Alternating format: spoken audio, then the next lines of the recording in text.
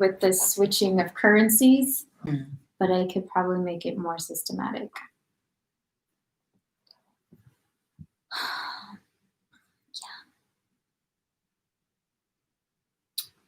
Yeah. Hello. Oh, hello. I don't know why. Does it leave you feeling a bit queasy? Yeah. Yeah, what is that? Not wanting to be an adult. Maybe. For me. Being like, but I have to take responsibility.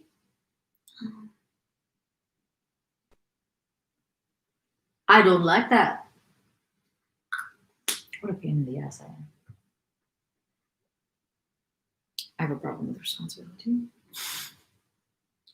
Why don't you like it? I know why.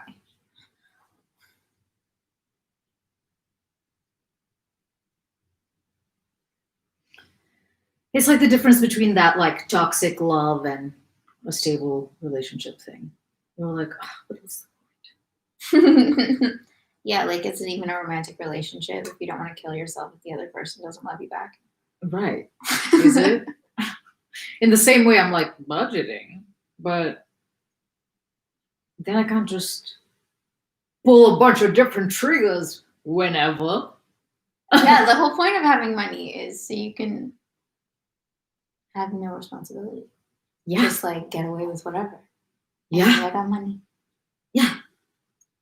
Money's the best. I'm gonna make my whole life be about money now. Uh-oh. I feel gross as a person. I think that's the biggest thing that scares me off. I think I could do the responsibility. Like if I prioritize money over I'm one of those people. It's not like you spend your money on other people. What do you mean? Like, what do you spend your money on? What do I spend my money on? Yeah. I spend my money on groceries. Right now, very little. Okay. So, I just lost my train. But the grossness, what like I'm one of those people. I don't know. It's even just like because I was thinking about like, oh yeah, like what if I was someone who like became really like good at talking about money and like investing into it, or even just like became someone rich. I would be one of those people who care about money. It's just like one of those stupid core beliefs of people who are like money isn't everything. You like money, you're a capitalist. What, you need to buy things for yourself? That sounds like you. What, you need to go on vacation? That sounds like you. Like no one's ever said anything like remotely like that to me ever. So like, who is saying that? Yeah, I have no idea. The everybody? The it's they? Just an association. Everybody says. It's a lot of things. It's like we hate the system and then we want to buy stuff within the system. You know, like a lot of people are like money ruins everything. Money like corrupts people, money is terrible. And then you can't get away from it. Like you have to make money, you have to spend money. Yeah. So it's like you're one of the evil people. That's not quite right. I don't think the head of Goldman Sachs is the same as like our neighbors on this side. Probably not. And they both deal in money. Yeah. I know it's not right. It's just that queasy feeling that I get. Just like, really, you care about money? Yeah, you do.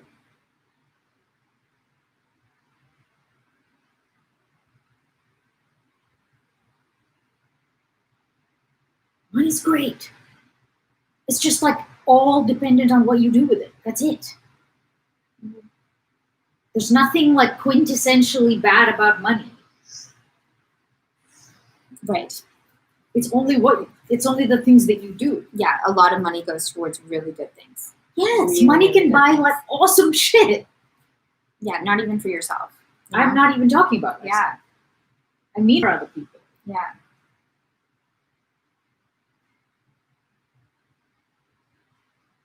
So it can be, that's what I mean. It can be freaking great. Like if I had a shit ton of money, I could put solar panels on the roof, for example. and just have all energy come from that. Save all money. Save the environment. Well, it's like a tiny, tiny thing, but No, those add up. yeah.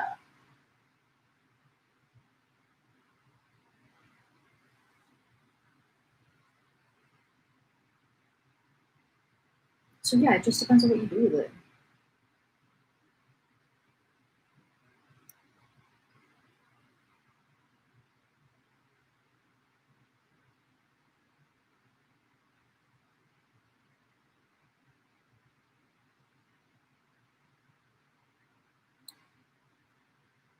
It doesn't have to be gross to care about it.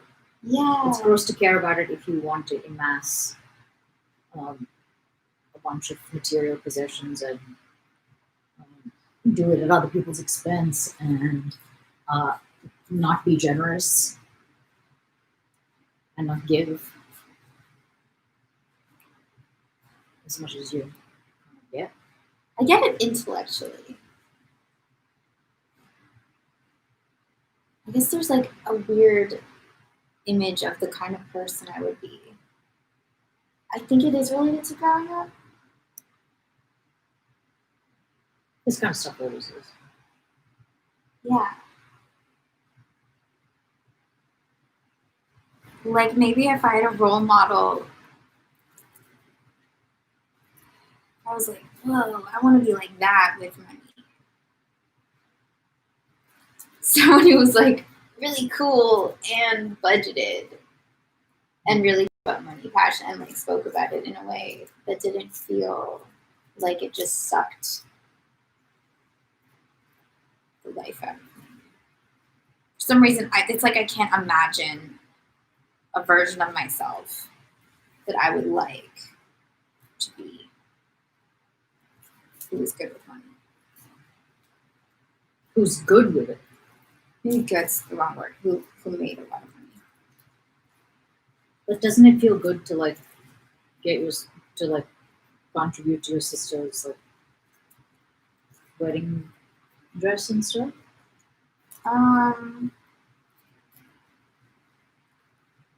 Yes, And no. that's why I like money. That's why you like money? Yes! Yes and no. My sister's an interesting question because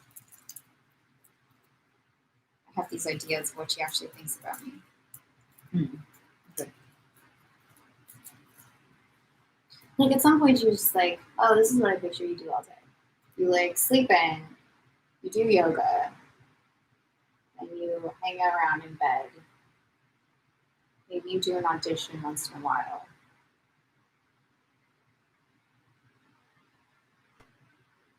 And that's it. Ooh, what did you say? But she also thinks I'm rich.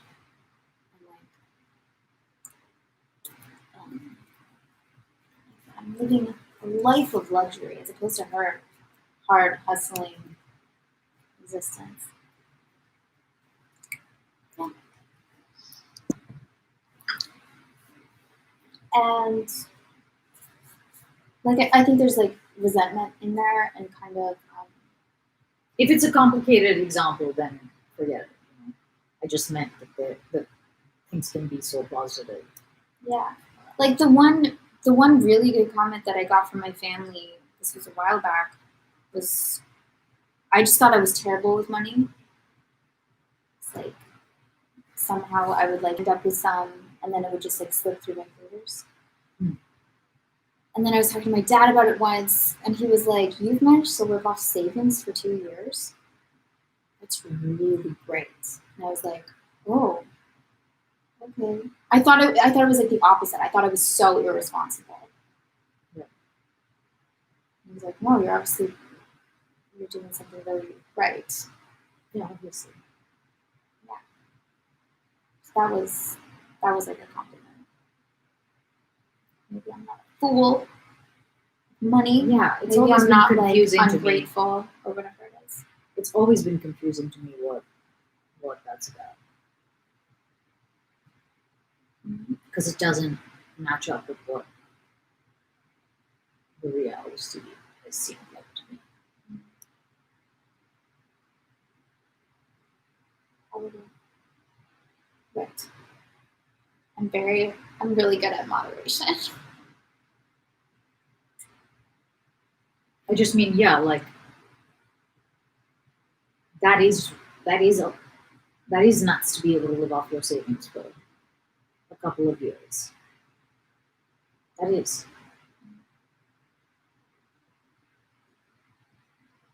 And I don't know, but I don't think that you were like on deprivation setting for 2 years. No. If you got stuff. I got stuff. For some reason, what I think of is like going to bars and ordering cocktails. That shows that you have like, you don't need to do that. There's like no reason to buy a $15 cocktail. Yeah. It's also probably really dependent on who you're spending time with. So, yeah, I mean, hanging out with my sister who's like saving everything, like coupon cutting, you know? And then, like, my ex who just like very different relationship with money. Different from Leah. Like, no, similar to that, but like from just has like struggled his whole life. Yeah, you start to feel like guilty for having it.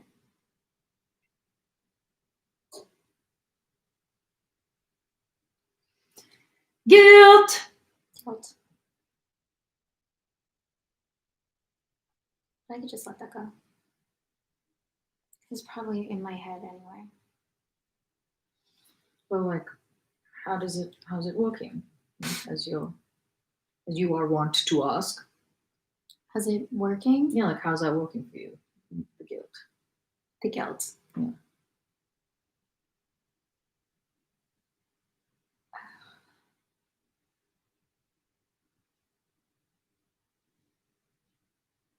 I don't know. Do you think that's like part of what I'm doing? I'm like trying to atone. Maybe.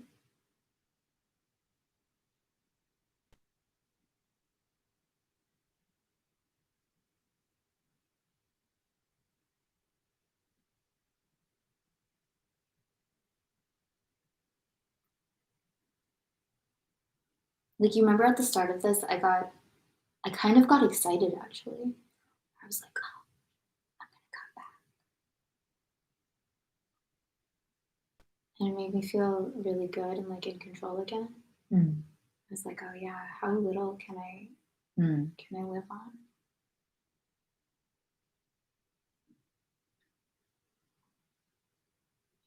That's no longer exciting. No, it is. I'm like, oh, what's more that I can cut back? Really? What are the like edges that I haven't thought of yet?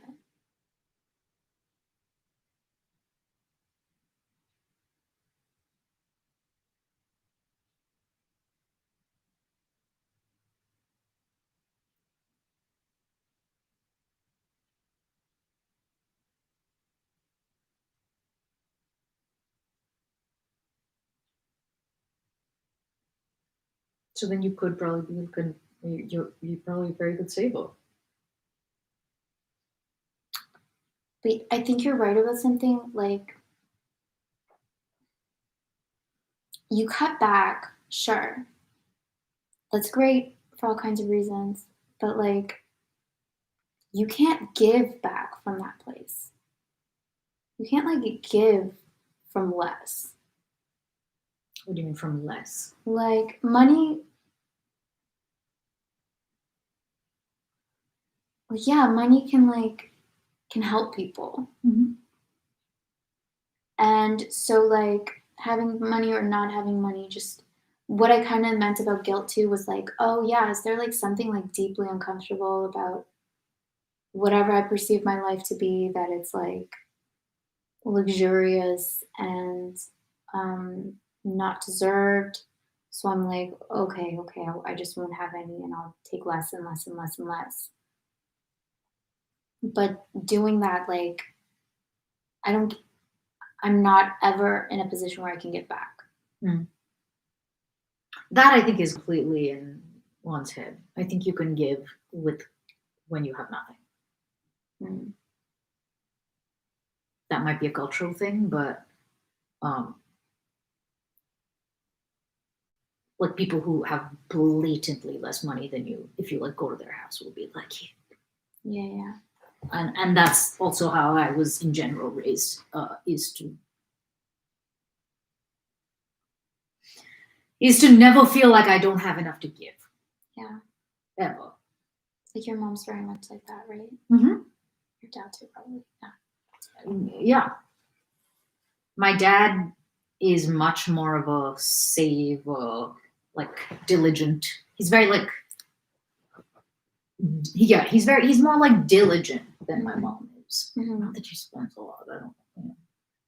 But she, I would say like 80% of the money that she spends is not on herself.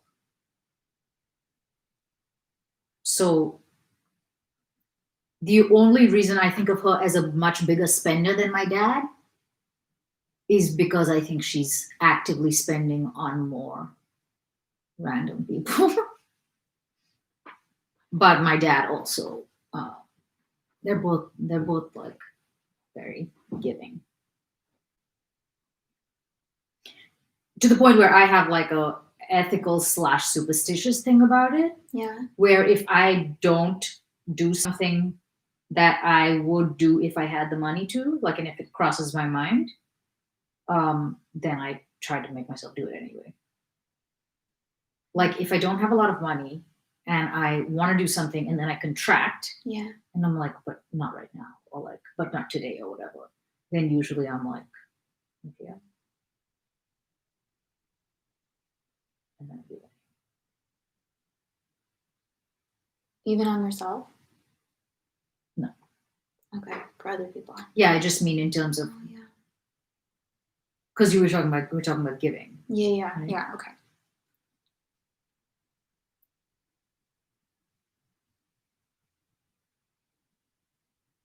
Yeah. That's hard. At least when you're starting. But I like secretly, not so secretly, think that it means you get taken care of in the universe as well. Like for me, something feels like if I'm giving from whatever I have, even if it's small, there's got to be some like, I'll be okay. Money will appear from somewhere. A lot of times it does, invariably.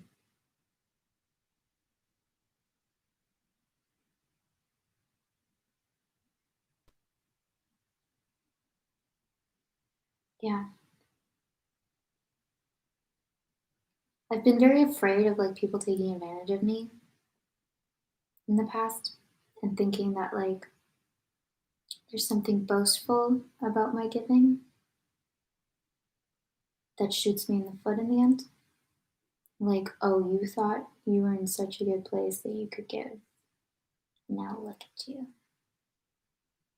Don't you wish you had been more prudent?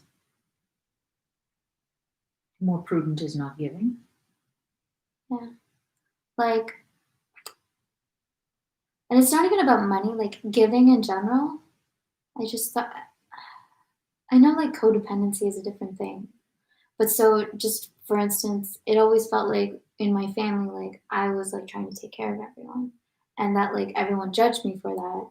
And then like, and I was never looking after myself. And that's how I got into all kinds of trouble because I like, yeah, I wasn't looking after myself and I was just outsourcing everything.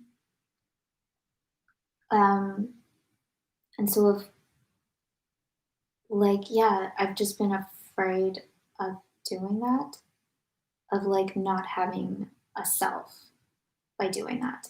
Um,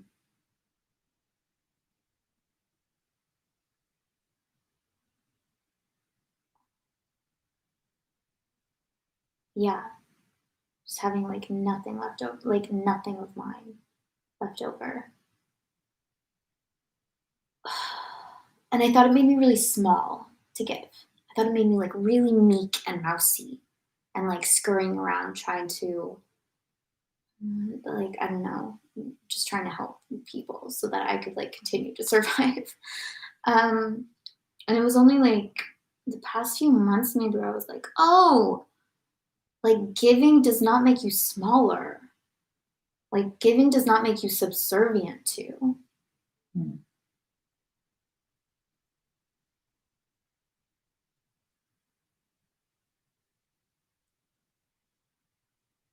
I don't fully understand the small thing.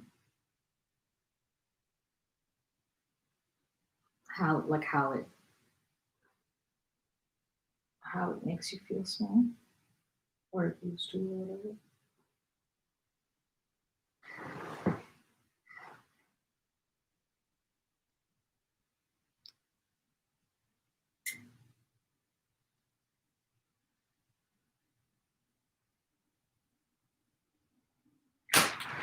I don't know. It was just like you're so pathetic. There's something around that.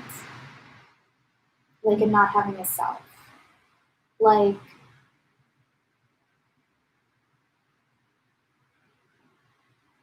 not standing up for myself. Just kind of being a doormat, I guess, is how I looked at it.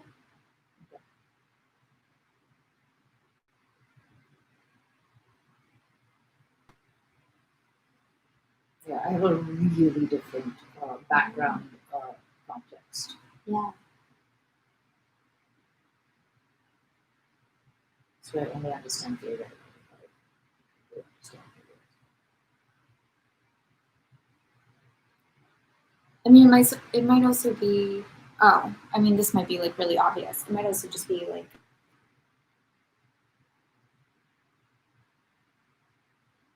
um, my brother needed a lot of money constantly, and my dad would give it to me most of my childhood, and my mom would be like, "What is wrong with you? Like, you need to. You're like, you're being controlled by him. You need to stop." And so, a lot of it probably came from that. Yeah, that like you lack a kind of backbone and a kind of sense of self because you're just like at the whim of this teenager.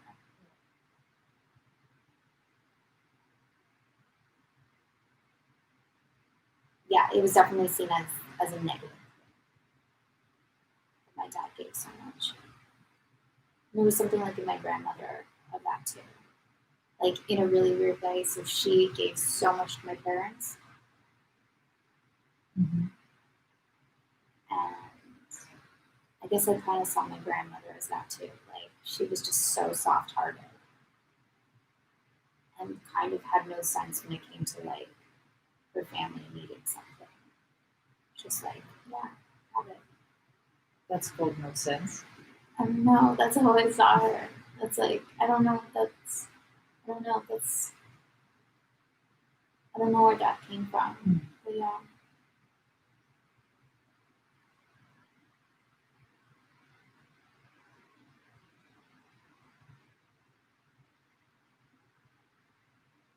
But it's probably time to rewrite that.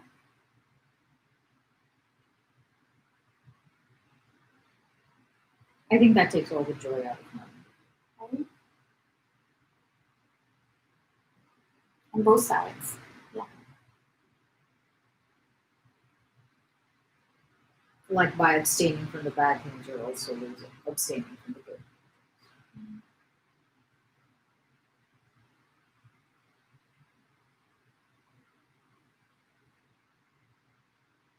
I never thought money was good to want until I had some. And I was like, "Ooh, I'm just like give things." Oh. Because before I had it, I like was like in my family growing up or whatever. I think I was more. I think I probably felt bad asking for things. or Yeah. felt like it wasn't. Yeah, because also like I went to this really like very wealthy, very white, upper class like private school, and I'd moved from India, and my clothes compared to everybody else's clothes were just like it was a different fucking universe. And so I think I probably tried overly hard to fit in for the first couple of years. After the maybe not the first couple of years, but so I felt like a lot of I think pressure to have things that my classmates had Yeah. because I think I was running like kind of at a deficit of fitting in Right. even more than every fucking kid was. Um, so I thought money was not great. It was not a great thing. And if I had it, I would like, as a child, it was only in the context of like using it for me. Right. Yeah, it was selfish. Because I was like asking for something. Yeah. And I never had to ask on behalf of other people. But then when I like grew up and had it, I was like, oh wait, there's all these like I was in a position I'd never been in before. And so there was this like this all of these sweet books that I never noticed before because I was like a kid.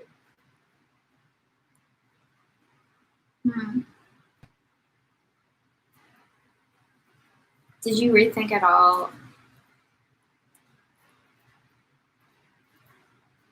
Like, so you felt, I don't know if guilt, did you feel guilt as a kid asking for all that money for all those things then? Did it make you rethink being that kid asking for all those money and all those sweet perks? Well, like that someone was given to you. Do you know what I mean? Yeah, can you really ask? Yeah. But maybe I'm misunderstanding something. Like if you were a kid and you really wanted to fit in, and so like you wanted money to buy clothes or buy whatever. Yeah. Did you feel guilty about that? I think so, yeah. Yeah. So like afterwards, when you grow up, but it was more survival based. Like I think I felt like I needed it, but I also felt guilty. Yeah.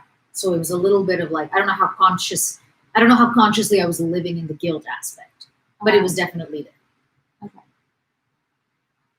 Yeah. Like I think my sister felt more guilty and therefore asked less.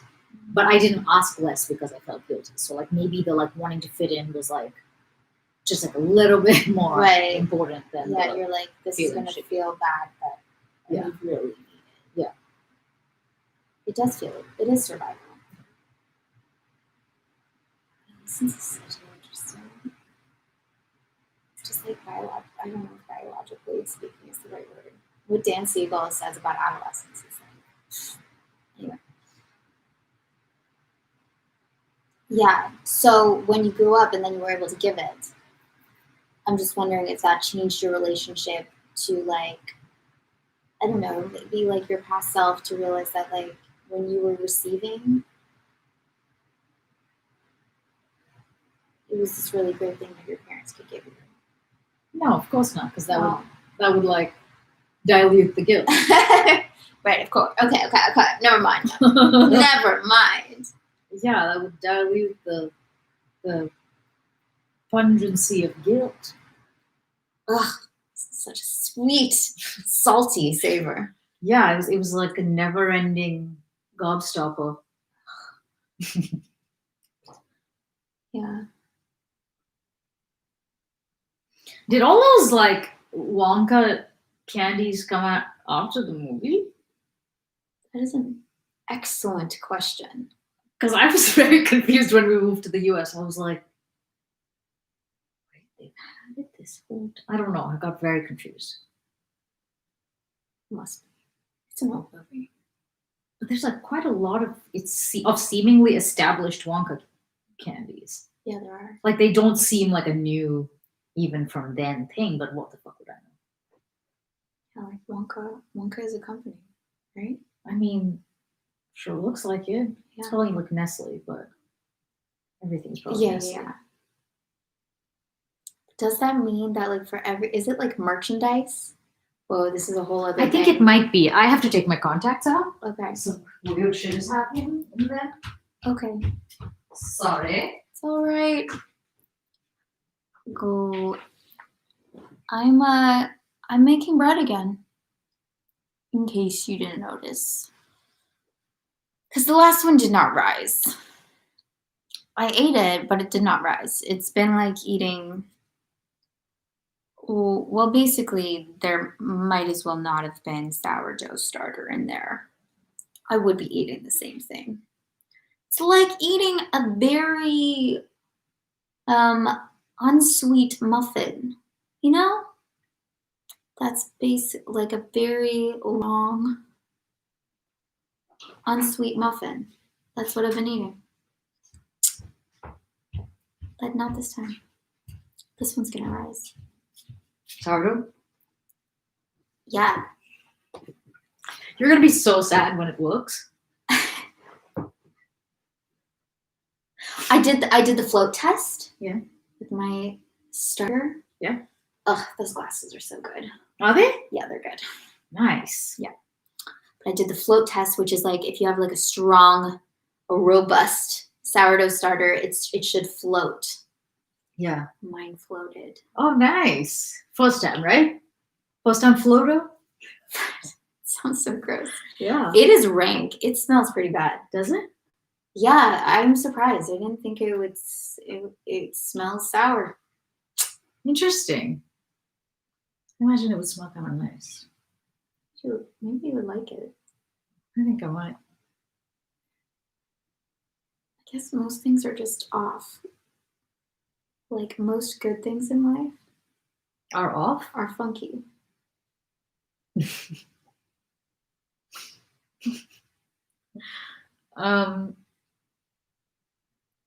Like, isn't curdling or fermentation or all of this like the basis for most foods or most things that people really like alcohol, cheese, bread, apparently.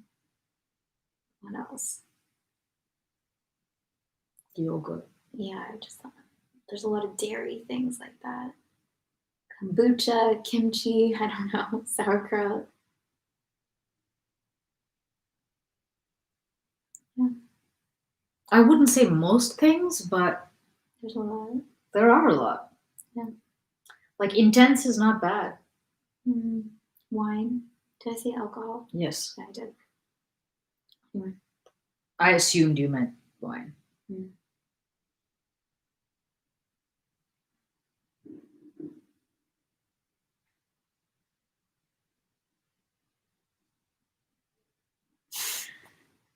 So I was trying to say this before and I didn't get it out. I couldn't spit it out. Mm-hmm. I fully thought that I was like, I can't tell what's happening. Mm-hmm. Mm-hmm. I'm already having a really hard time putting this into words. That's okay. I feel like there still haven't been any changes and it's been 3 weeks. Sometimes I see them and then I'm like, wait, now they're gone. I don't know. So either I'm just completely wrong, or I still have the problem that we were discussing, which is very possible. Or me using the MyFitnessPal app for instead of the chart she gave me is not a good idea. Okay, why? I don't know enough about the MyFitnessPal Oh, app. fuck. The more I think about it, the more I'm like, I think I should be not using the app, and even though it's excruciatingly painful, doing the math. This is just the diet. Mm-hmm. The workouts, I'm like murdering. It's good. Yeah. I had like one of the workouts should be doing something. I had like one of the top numbers. It is. They are. But you can't see muscles if there's stuff on top of it. And it's getting rid of the stuff that's the key. For me, it is anyway, because I'm actually quite strong. yeah, I fucking got at least as many things on the like push up midweek challenge as anybody else, if not the most. Okay. Of the people that posted about it. Maybe someone did like 1 million and didn't. You're number one. Of the ones I saw. But again, like, it's not everybody posts. That's great. Like, I didn't even do the challenge last week. Okay. That's pretty great. All of which to say, I think the problem is the diet, but if there is a problem, which I don't know if there is, or if it's just more like a intangible problem. Yeah.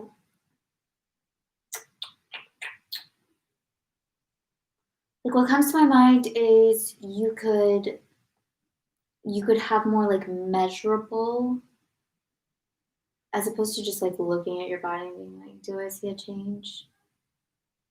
I have my scale. Yeah. Does it make any sense to do like measurements and track that? That to me is a lot like looking in the mirror. Yeah, it's the same.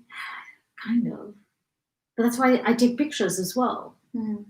To be like, am I looking two things side by side? Yeah. And there was one before and current picture that I was like, oh, maybe. But I feel like I could be seeing things. Mm-hmm. Super minor. Yeah, I think I may need to stop with the MyFitnessPal. Does that work that you just like put in what you eat and it calculates the calories? Is that what you mean? Yes, and I have put the calorie restriction at my calorie restriction there, and I have replicated the macro ratio from there. But I'm filling it kind of however I want. Oh, okay. Not entirely, like there are main things that I'm still doing from that, but I'm moving stuff around. Yeah, it's hard to explain, but I'm getting things from wherever I can get them. Yeah. Rather than from things that have been recommended to me as the source of what to get. Right. Of where to get the macros. Yeah. It's just a lot of planning and it's a lot of planning. Yeah. Because I have to like put a ton of thought into every single meal except for breakfast. And like from scratch kind of decide what I'm doing because I'm not using any of the things I automatically eat. Like this morning, I woke up and I was so frustrated. I was like, I'm eating an apple and almond butter for breakfast. I don't care. And I entered it. But again, like it's not on my thing. The numbers are adding up. But I don't know if the numbers are everything. I'm guessing no.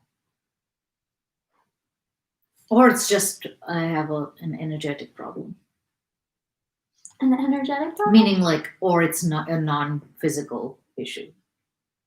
Might be.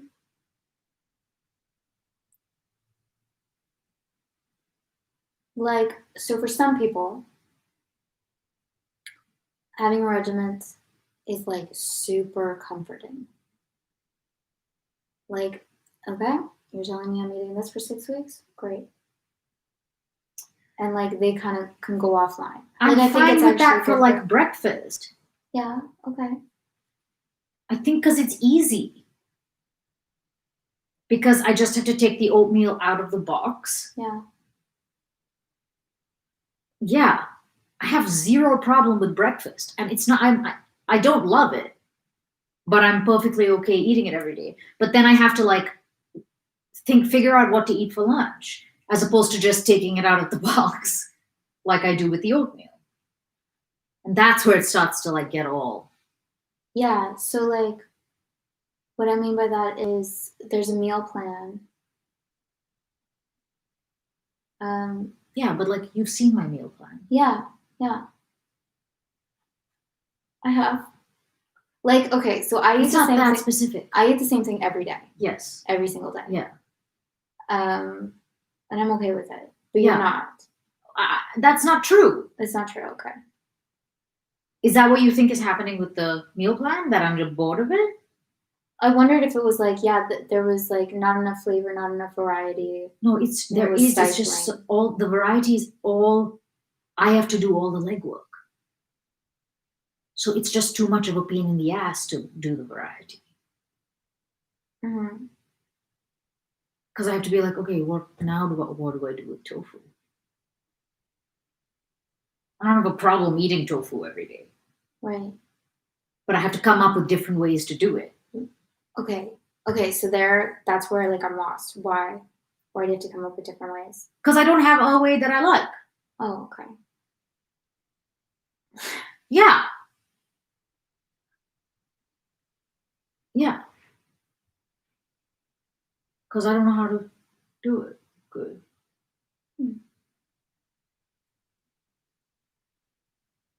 And I just imagine that if I eat broccoli every single day, as opposed to like different vegetables, I just imagine different vegetables are better for you than eating the same vegetable every day. Which is why I don't have 7 things of broccoli in there and no other vegetables. Don't know. I've definitely heard diversity is important. It's like I just keep changing my mind about how I'm going to do it. Yeah. Sometimes I'm like, oh, Indian food is an easy way to do this. And then I'm like, fuck, there's no perfect conversion for the dal. So, like, who even knows what I'm doing here? It just is, it's a lot of like work. That makes me sound extremely lazy. It's not End of lazy. sentence. It's not lazy if it's so much work for you. Like you're not being lazy about it. If anything, what I think is like you're exerting a lot of energy about it when But not effectively.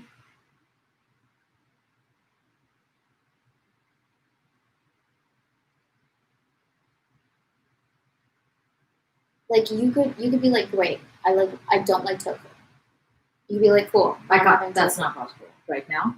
But But I'm it's just also saying not you true. could be like, okay, so my sources of protein, so it's gonna be protein powder and it's gonna be like lentils. Okay, but then I need to get the correct fucking estimates for the lentils. It's really confusing to have the meal plan in grams, in cooked. Mhm. Because I'm like, are you guys just talking about cooked lentils with with no water, with no nothing in it?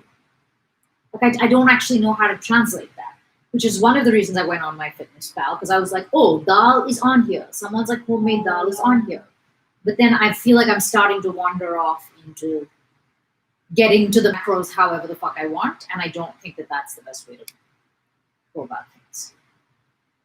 Like I'm keeping the calories and I'm keeping the ratios, but I think it matters beyond that how I'm doing it. Like she picked these things for reasons. Yeah. Some of it might be like intentionally to give you variety. I don't. I'm saying like if you don't like tofu and it's like I making do your like tofu. okay, I'm gonna stop. You say you don't like I don't. like how you make it. Yeah, I've never been like, yes, nailed it. I could eat this every day. Mm. Instead, I'm like, maybe some balsamic. Maybe I'll put some lemon. I thought you love that lemon tofu you make. Yeah, I can't remember what it is. Yeah, I don't know what the fuck is in that. Ginger, garlic? I don't know if there's ginger. There was garlic, definitely. It was quite simple and it was very watery. And you're like, what is this? It's too watery. Yeah, And then there was lemon peel and there was a whole conversation around, zest. yes. And it was from the website, doesn't taste like chicken or something. That was the Was website. it? Well, that's very helpful. I didn't remember that. Yeah, I could probably find it again for you. The other thing, this is going to sound really sorry. Everybody's sorry. I feel like I need to decide between Western and Indian food and just stick with one. Yeah. I don't think that that's actually true, but like for this to feel like I can compute what the fuck is going on, I feel like I have to just pick one because like interspersing everything is making me nuts. Okay.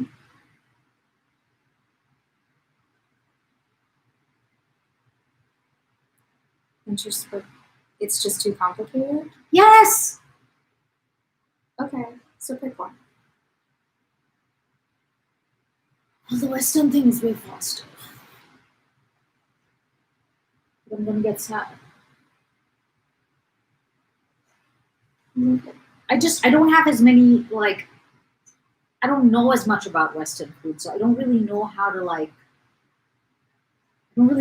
make it interesting. I know how to make Indian food interesting to me. I mean, you could still flavor the food like Indian food, right? Is that a stupid comment? I just mean like the spices and the flavors. Couldn't you have that like in a Western version? I think that would require a master chef. Not a master chef, but like definitely someone I'm who like, knows you just sprinkle some garam masala on that and it's like Indian. Well, there are like obviously flavor profiles. Yeah. But if I'm gonna do it the way I did the lemon tofu lemon tofu that day? Tofu. Yeah. What the fuck did I eat that day? It was good. It was like arugula, tofu. I never remember what carb it was. Rice? Quinoa. It was quinoa. It was like day one. Yeah. What a good day. Can you believe I got it on day one and then I've been fucking up since then?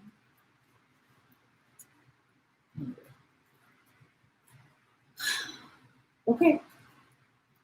That means I have to throw everything out of the fridge. Everything else. Yes. It's that. Don't waste food. I'm 100% going to be. I also don't. Well, whatever. If you're saying like I can't mix the Indian with the Western, okay. Yeah, it's no comment on whether or not it can be done. To me, it makes sense if you were to just like figure out how much lentils went into dal, and then do that division. The thing is cooked lentils. The thing on the meal plan is cooked lentils. Yeah. So so you can't like figure out. Yes.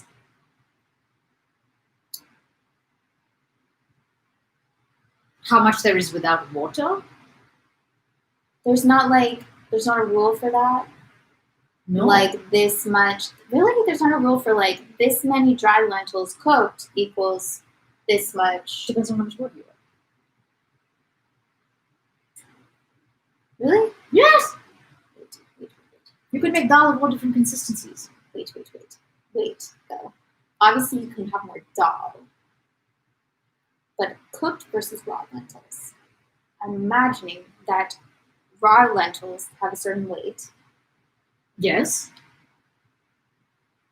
That is like, and there's a ratio to like raw to cooked of how the weight changes. Yeah. So if you do measure how many raw lentils go into it, then you can figure out what that means cooked. Yes, but that won't be what I end up with. No, but if it's water, it's fine. If dal is mostly just lentils and water, the water doesn't count. Yeah, but how do I take that amount of cooked lentils out of the dal? Because you figure out. Are you suggesting I take the entirety of the dal and divide it? Yeah. Okay. Wait. No, I know there's a math equation for this. This should be on a grade 9 school test. If you mean AP calculus, then yes. No.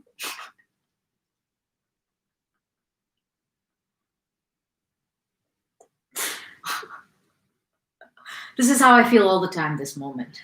And then I'm like, but I need to eat something. No, this wouldn't, like, even if you were to like weigh the whole entirety of the dal, that's not that crazy a thing to do. But it wouldn't be right. It would be.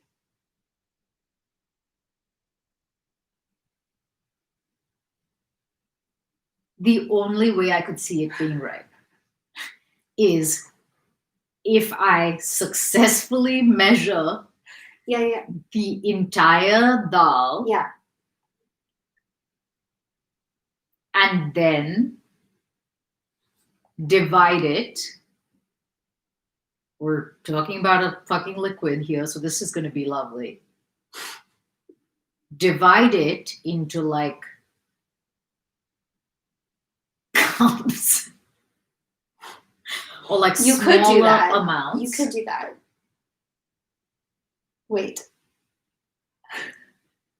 Because if I go like this into the dal, I don't know how much water and how much of what I got is water and how much is lentils. Okay, wait. How many times have I said wait? I've got nothing Are to do you with waiting yet? I'm waiting. Okay, you figure out, because the dal is for your protein, right? Mhm. Okay. So all that matters is the lentils. Mhm.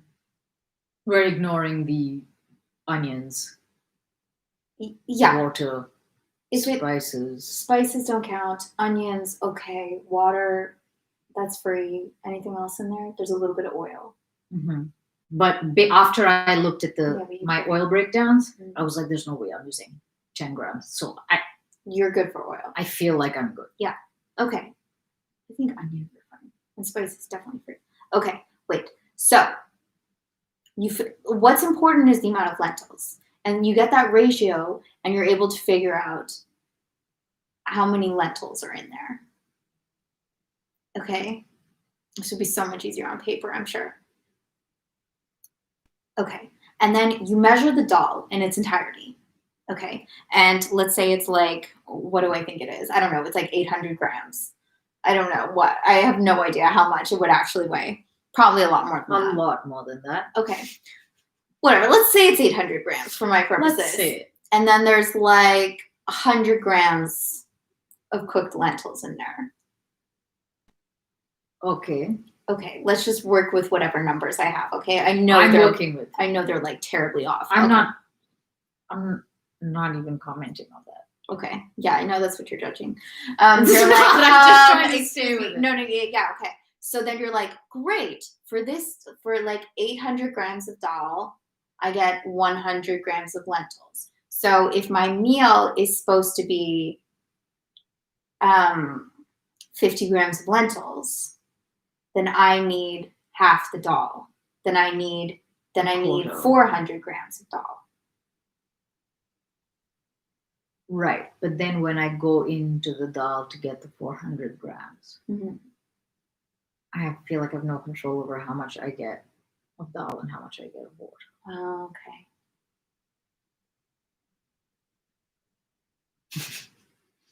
Unless I make profoundly cooked, indistinguishable, pressure cooked to hell and back dal, then it would probably all just be one thing. Water, lentils would be indistinguishable. Mm. Seems like the only way. That seems like the only way. I can't breathe.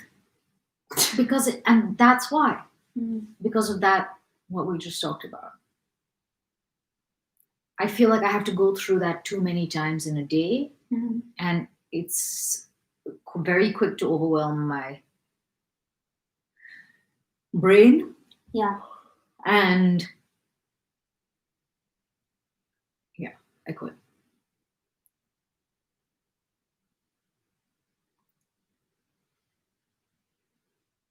I quit in the moment, not like I know you're not quitting. I'm not quitting. Yeah. It just in that moment, it's in that I can't. Yeah. And then I'm like, I'm going to eat something that I know, like I can do mechanically, like the apple and almond butter. And I still weighed it. I still weighed them both and put them in. But at least it's something I like know how to do. And I feel like the other things, and the breakfast is something I know how to do. I feel like lunch and dinner, I don't know how. I haven't figured out how to do. So it's requiring too much. Like I'm having to look up a recipe, make sure I have the right ingredients, which is slightly more complicated right now than normal, and then actually execute it, which requires my whole attention because I've never made it before. Yeah, the whole needing recipe things, that's a mess. Yeah, because I don't have any like instincts about it that I. If you were like really into finding new recipes and like cooking, and that was something that was just like an added bonus, that would be one thing. Yeah, I like doing it when I'm choosing to do it, but doing it Mm. for 2 meals a day every day.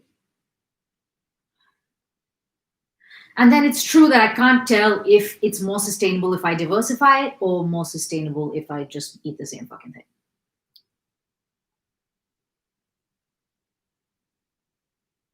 I feel like I can eat the same thing every day if I love it. Because I kind of do.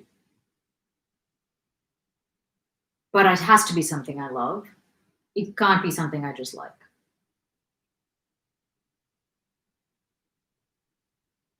Yeah. And I don't know how I get to love with tofu and arugula.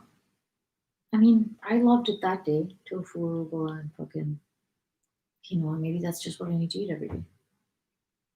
Like to my mind, you need like bench players or whatever. Like you can swap things out.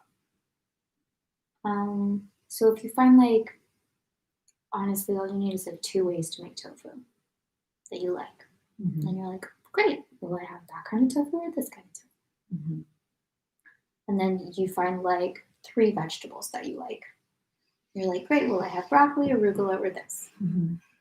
And then you have the same with grains. Like you just make it as like stupid as possible, and you just swap things out. It's weird to me that I haven't done that. Like, what am I doing if I'm not doing that? Because that sounds perfect. It sounds like the budgeting thing.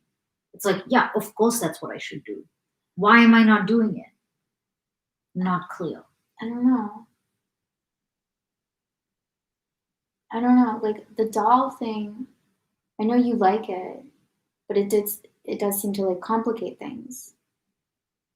Yes. So that's one thing about the Western food thing. And I was Is- thinking that too. Like it's just not very complimentary to Eastern, like to Indian cooking. The way that it's broken down. Yeah. Yeah.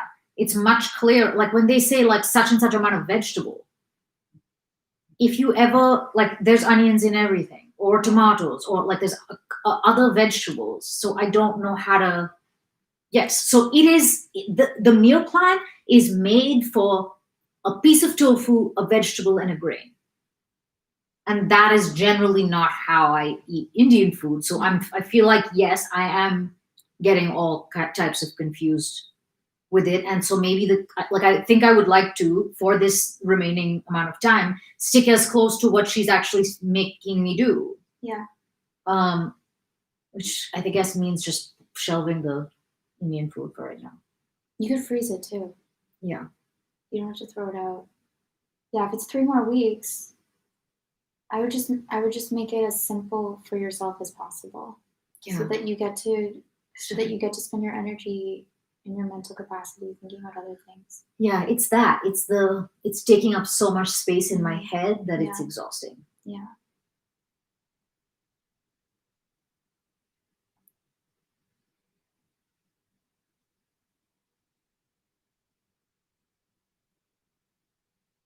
Okay, I'm just gonna find that lemon one, and then I have to find one other one then maybe. And you have that like amazing dressing, sesame one. Yeah, I tried that with tofu and I didn't love it. But it's good on like salad, right? Is it? I don't know. I can't breathe. Okay. And even like I was like, okay, I'll do cucumber and arugula, and even that like somehow I got confused, just having 2 vegetables rather than 1.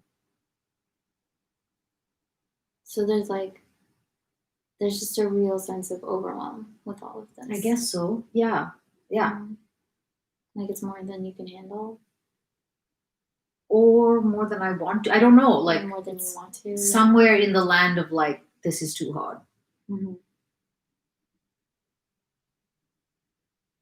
I sort of feel like it takes, like, Sarah used to be like, it takes you so long to cook. And I think it does. So it's not an urgent type of activity for me. It's like I'm going to spend the whole day doing this. Yeah. And I don't know how to, that's not practical. But making like 7 things of tofu that look identical and putting them in the fridge and then just taking one out at a time makes me feel so depressed. Like, even if that's what I end up making, I don't want to look at 7 of them. You know what I mean? Like food prep people are like, here are my meals, and they're all identical boxes. Yeah. I don't want to like That's like not be a way to seeing live. my future. Yeah. Even if I make the same thing every day. Okay, so then that's fine. Then it seems to me like you need things that are really easy to make. Yes.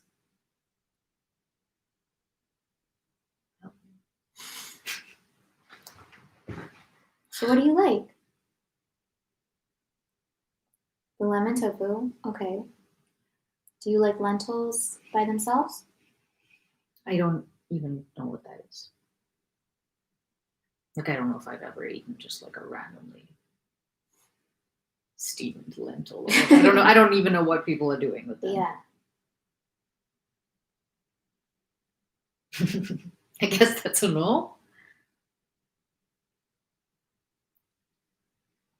Like black beans. Okay, so what do I do with black beans? I've got like multiple cans of black beans because they are one of the items. I like them, and it seems like it's going to be really easy, but I don't actually know what to do with them. Yeah, so I think, obviously I don't cook with black beans very often. I think it's as simple as like adding a bunch of spices to them. Okay. But then, like, do I need to be synchronizing whatever I do to the black beans with what I'm doing to the tofu? Does it need to be the same thing? Does it need to be the same cuisine? No. Because they're alternatives. Yeah. I forgot that. I would just think of black beans as like Mexican. I'd be like, cool, what usually goes in Mexican cuisine? And then I would kind of create the dish around that.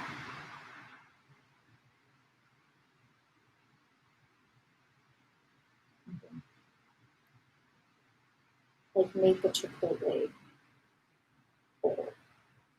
at home. So like rice and black beans sounds really good. Okay.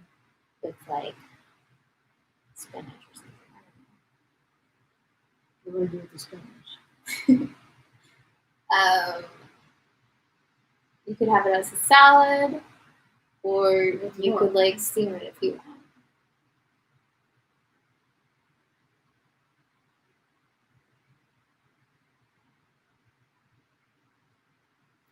This is such a weird problem to have. Because it's such an amorphous, strange problem. And I don't want to do it, basically. Yeah. How do I make myself do it?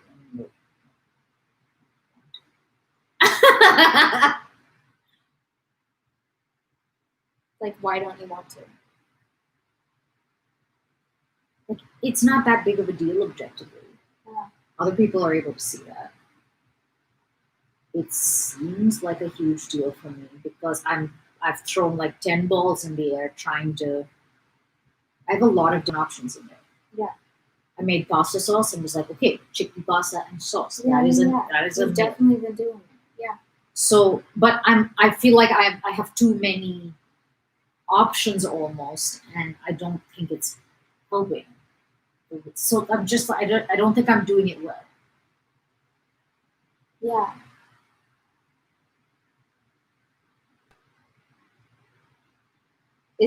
Wait, is that why you don't want to do it? Because there's like too many options, or because you're not doing it well? Both. I'm just like overwhelmed by it. I'm not overwhelmed by the amount of calories or the stuff that like is actually different That's about just it. it. The hard stuff you're fine with. The workouts you're fine with. Even like Oh, fully. like eating the foods themselves you're fine with. Yeah, it's I just have the making the meals. Yeah. Yeah, it's literally making them. Yeah. Because I do not have a problem eating stuff. I don't really care about eating tofu every day. Mhm. None of those things are big deals to me. Yeah.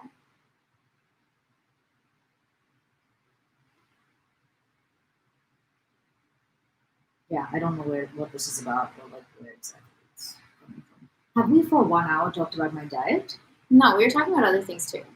Like? Money. Okay. We're talking about other things. Okay. It's not like a weird problem.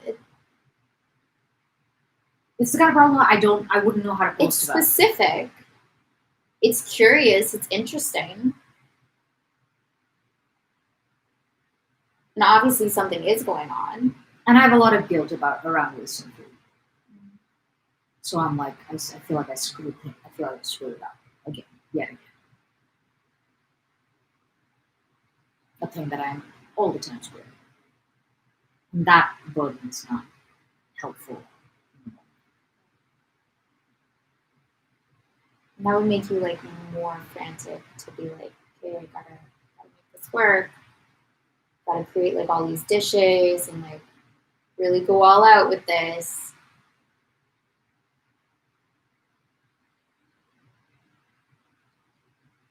It's like, you know how I told you sometimes when I go back and forth between an acting choice, I go in there and then I do neither and I do both. Yeah. Because it's just like, I let myself stay so long in the confused place Yeah. that I almost can't get out unless I'm like, we need to get out, unless I have my whole brain on it. And it's kind of like that I'm like, okay, I'll do it this way. And then I'm like, oh, or I could do it this way. And then by the time I've come up with all of the different options, it's like I choose none. And I just feel confused rather than, oh, cool, I've come up with 5 ways to do this. And now I just have to.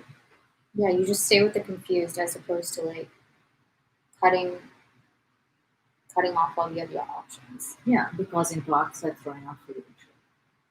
And being like, yeah, I made a bunch of food and now I'm just gonna like, now I've decided it's not gonna work for me.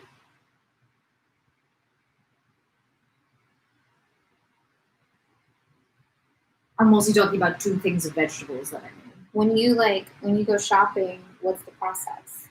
Well, who knows what the fuck the process is? Because first of all, right now everything is weird. It is weird. So I don't like. I'm not sure. I guess I just mean, are you like throwing things in your cart and being like, I'll figure it out later? No, things are like how I have my water category and my the way that I think is like Western plate, Indian plate, and those are 2 different things to me. So if I pick up a bundle of asparagus, that means that I have to get tofu because it has to go with it. Like, so I have to have the 3 things that it goes with, the 2 things it goes with.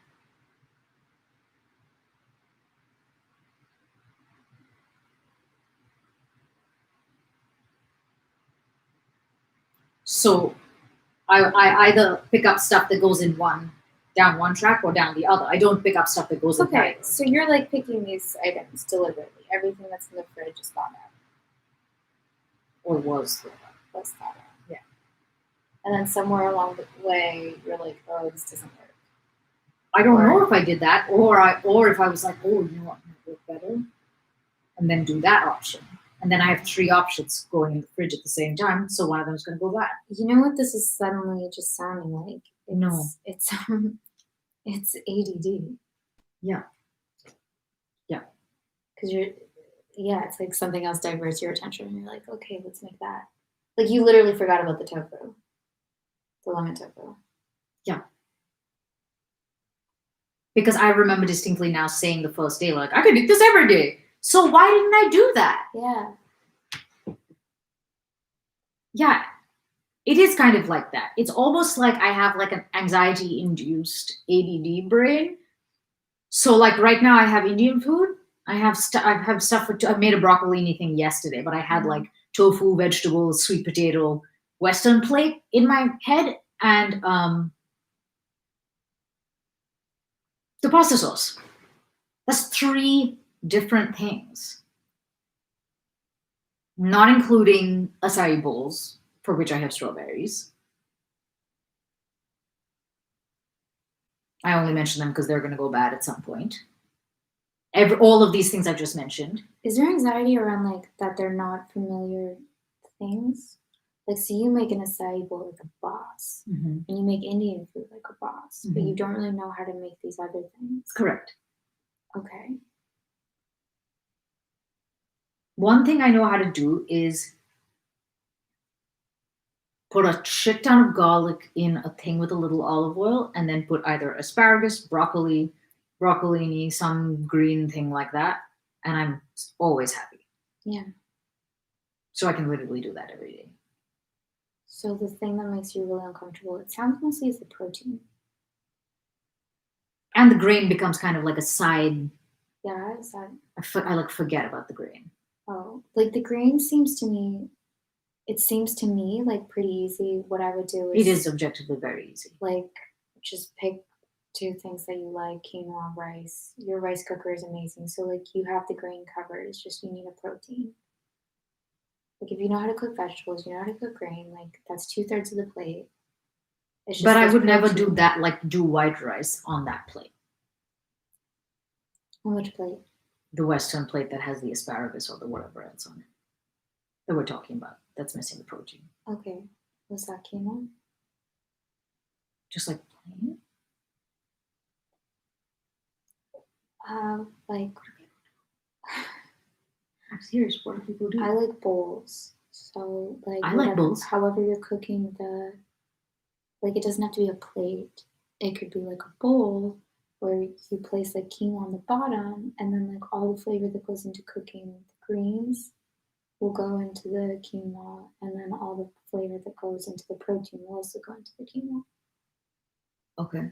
I have to make it sit like a layer cake for like an hour? You don't have to make it, but I like usually like mix everything. It doesn't have to like sit. It's like a salad. You're just creating like a rice salad. Yeah. No, this is what I did with the arugula, the quinoa, and the tofu the first couple of days. Yeah. It was good.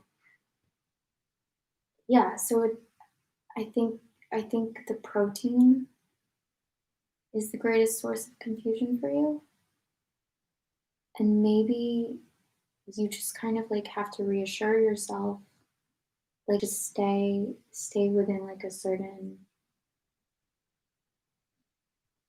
I don't know what I'm saying.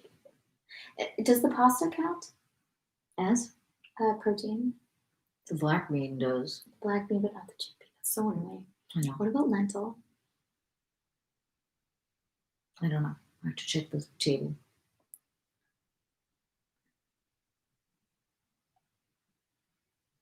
Yeah, the chickpea is clocking some protein, but it's also clocking way more carbs than the black bean. Is like almost no carbs. It's mostly protein. It sounds really stressful what you've been trying to do. And I think you could just give yourself a break and like really simplify it. Right.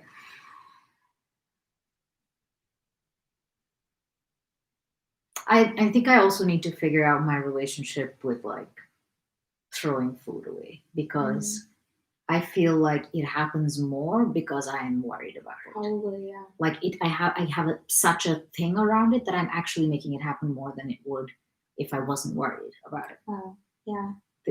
There's some like weird behaviors going on.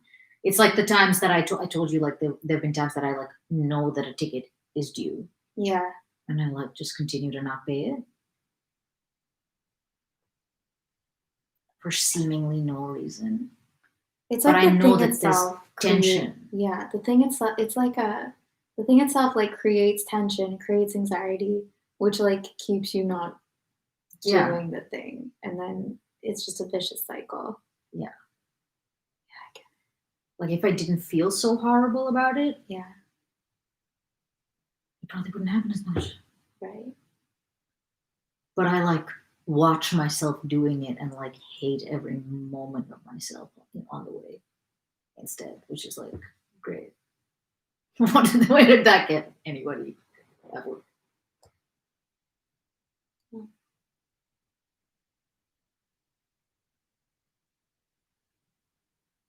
I had like an all fruit diet before this. I know. It was like oats and almond butter and fruit.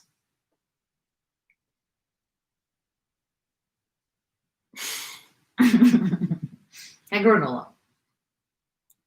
Seriously, man, though, you can make this like stupid simple for yourself if you need it to be. Like, if you need to buy seasoned tofu, get yourself seasoned tofu. Where do I get it? You can buy that shit. Where?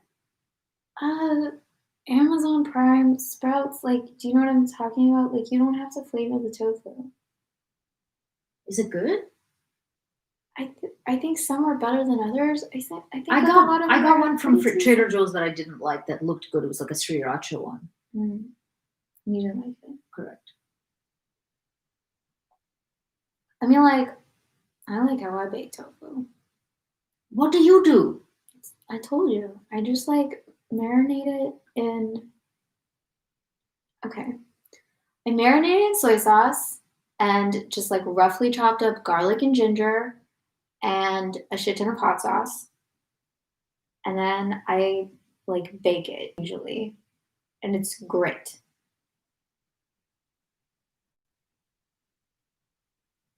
Okay, will you please make it in front of me? Okay, I'll make it. I don't know if you like it, but I don't see why I wouldn't. all the times I've eaten it, I'm like, this is good. I should make this every day. And I don't. And why don't you? I come back and forth to tofu. No. But yeah. And then you can make, I would make like, I understand not wanting to have like 8 meals of tofu there, but I would make like at least 2. That's not a problem. Yeah. Then you can just heat it up. Yeah, like I would just make it so much simpler for yourself. Did you like the Beyond Burger? Yeah. Okay.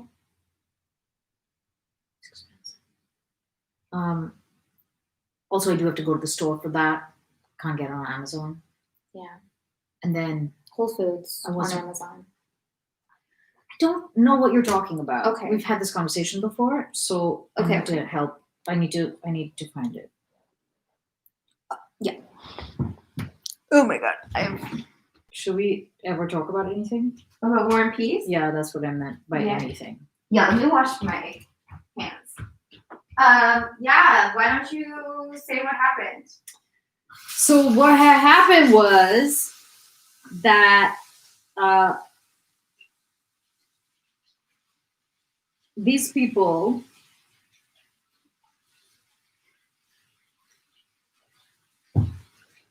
Pierre goes to visit Princess Mary because he finds out that she's in, where are they? They are Wherever she used to live. I'm forgetting where that is. Lost Seven Hills or Lost Hills. Bush-Vajenka Street. Is it? Is that what you mean? No, where Prince Andrew and the old Prince Nicholas's estate is. Oh, Bald Hills. Bald Hills. I was like Lost Hills, Seven Hills, Bald Hills. So he goes to see Mary there and totally ignores her friend who's in the room, thinking it's her, like, what's her face? French girl. Yeah, he just doesn't. He's like, who's that lady in black? Yeah. And then he's like, don't care, don't care. Yeah. And then eventually it gets really weird and she's like, it's Natasha, hello.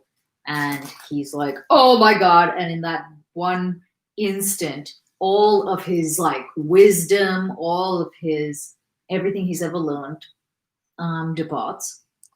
I don't know if all of it. Okay. Well, because they're still quite taken. They're very taken with him, the 2 ladies. Yes. They're like, so you he's mean there must be changed. something that he There must did. be something that has stayed for their Yeah. conversation. Well, maybe then we were in his head, but it Yeah. seemed as though like everything left.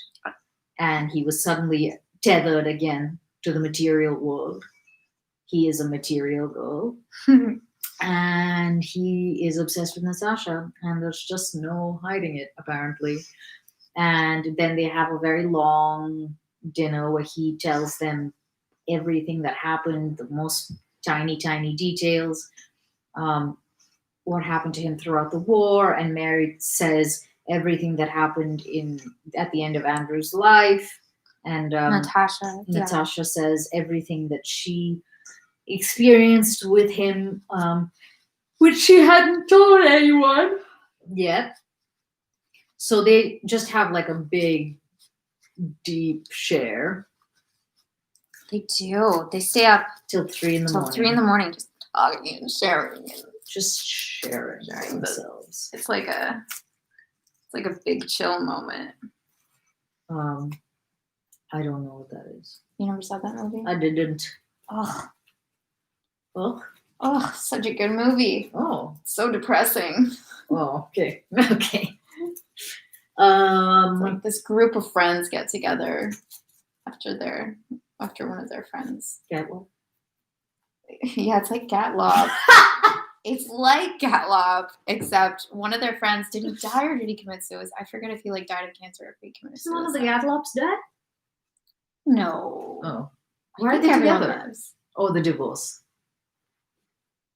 They're together because of the divorce. Oh, yeah. Right? Like he's getting divorced. Right? Yeah, that's right. Why is that movie stay? Why does it stay? Because it's going to be amazing. I can't believe it's going to be made. How thrilling. We have to watch it. Oh, yeah. Yeah. Viewing party. Yeah.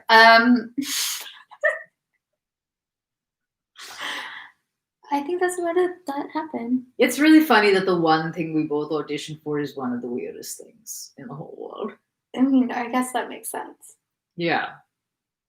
Because what other clown would call both of us in for the same role? A rare clown is what I'm saying.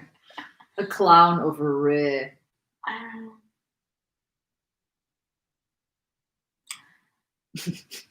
Imagine I get an audition tomorrow for the same movie we taped today. Oh my God. I forgot about that. I had an audition where I had to act today. Ugh. Imagine. I felt like I was high. Yeah. I felt like I was high. Like by the time I got somewhere, I'm like, oh, I forgot what I was going to do here. So here's this other thing.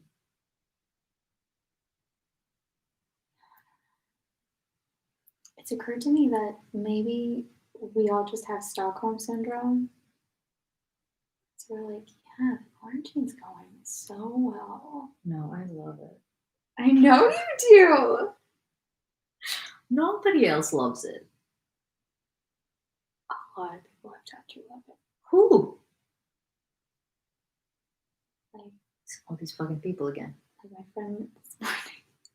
Your friend, your this morning friend. My this morning friend found God.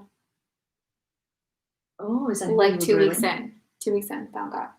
No kidding. Mm-hmm. How did that happen? I don't know. She's doing the Bible course. What? Yep. Oh, that God. Oh, like God. And that's not God. She's okay. I don't think anything about it. It's just oh, okay. She found God. Okay. She was like, yeah, I just wake up and I read some of the Bible. I think about it that's her day now.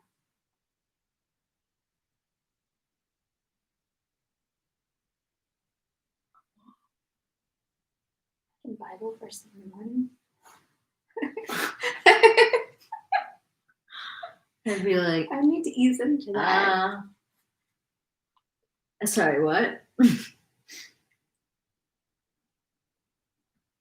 and she's so happy, and I get it. Good for you, but yeah, people are. Who else besides the one person who's found God? I don't know. My other friend last night, he's found God in a different way. I mean, he's my yoga friend. Mm-hmm. He's so far in into yoga. Into he's doing all these like online things. Because he had wanted to go. He was scheduled to go to India actually like in April. Yeah. And then of course that got canceled. So now he's taking these online courses through I think the same organization. So he's doing like a breath class, and he's also taking a class on the Bhagavad Gita. Mhm. That might be it right now. But yeah, that's like pretty much what he's doing. He's eating like all raw diet. I have a bunch of friends that are just like having ridiculous. I have a bunch of friends that are like taken on different diets. Yeah. That's weird. I don't think that's what the people I know are doing. No. No, What are your people doing? I don't know. I don't speak to them.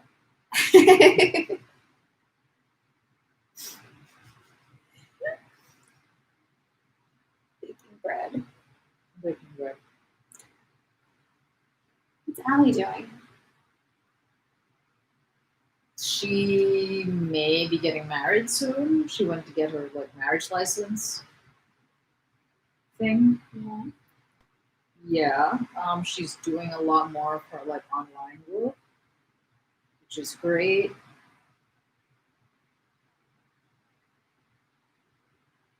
She has the dog, right? So she like gets out every day, went for walks and stuff, obviously.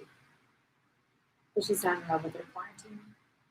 No, it doesn't seem like it's had spiritual effect on her. Okay. I don't know. I don't know who it's had a spiritual effect on.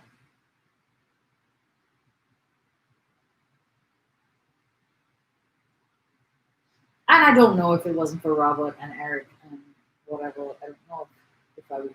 I don't know what would be happening.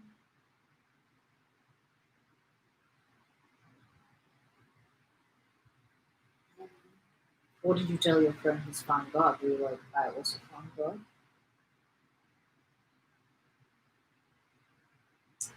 She, funnily enough, brought up a lot about surrender. Mhm. And I was like, yeah, okay. I mean, and I kind of talked to her about that. You heard me a bit being like, so what is when you it? say God? Like, what is it you are talking about? And I really don't think people go into detail about that enough. And why do I care?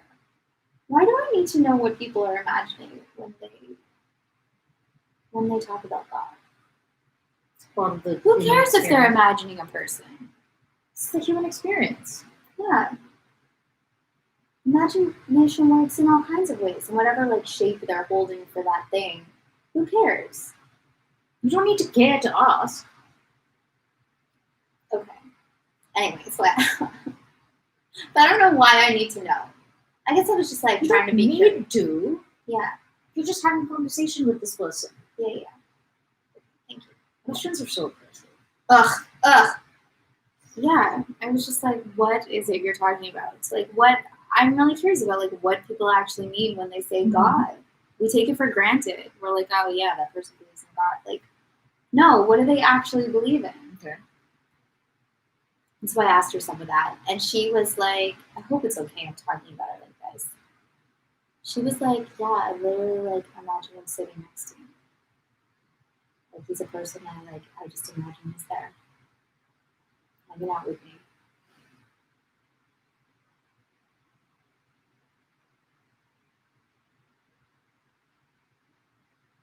It's very generous God. So, It's more like my guides. it sounded like guides. Like someone If is God just is always sitting there. next to you all the time, that means he's like listening to everything you say, seeing everything you do.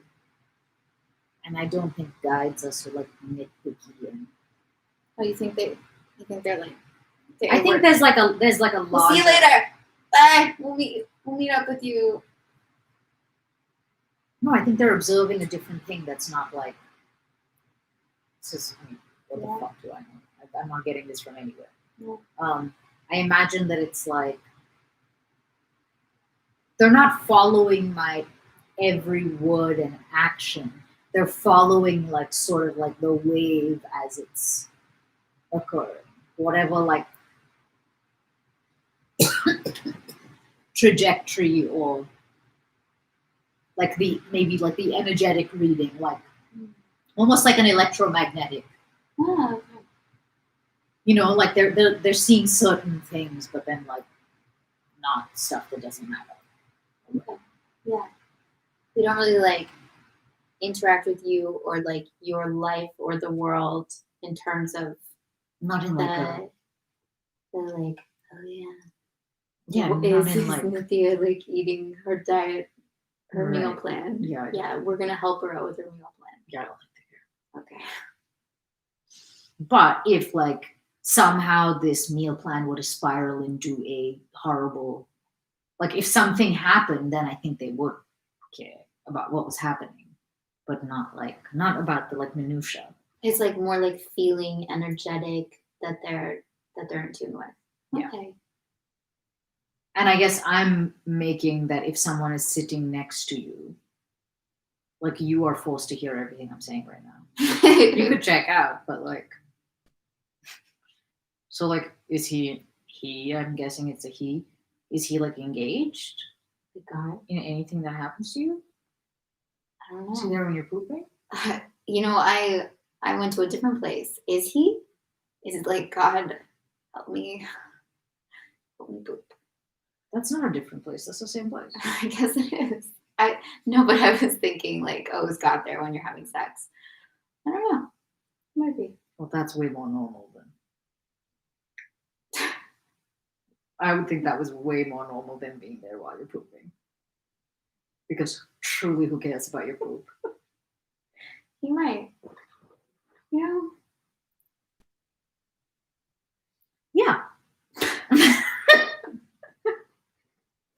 Yes, he might.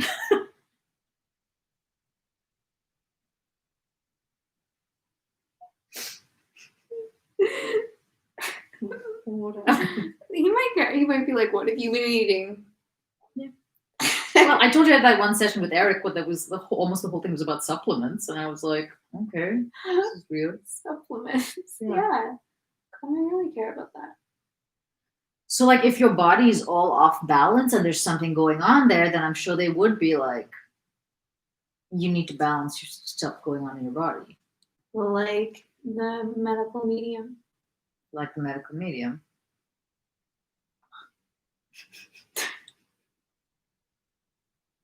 God wants you to drink celery juice.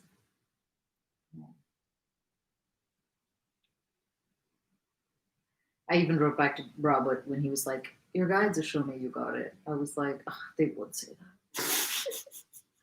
And I think he might have thought it was a joke, but I was not joking.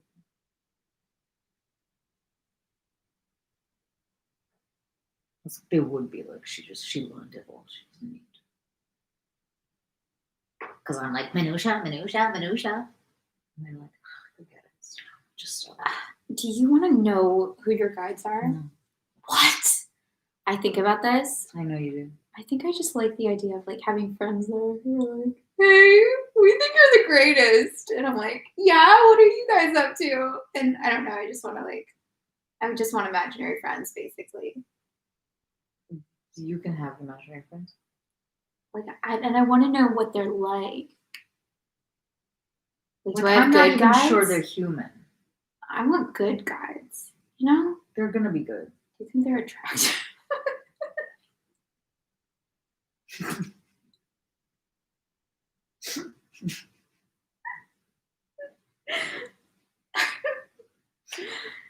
I think maybe you've got a sexy guide. Like, I don't think you ever watched Big Mouth.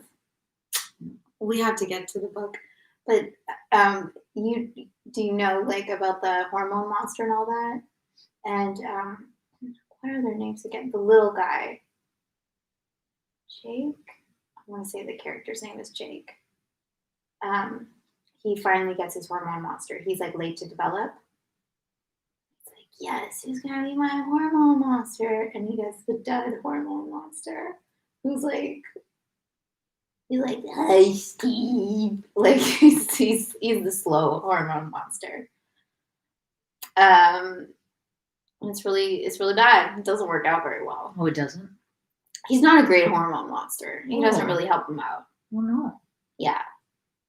So it's like, what if you end up with like a dud guide? It's like, I don't know. And the others are below it. Yeah, right? Yeah.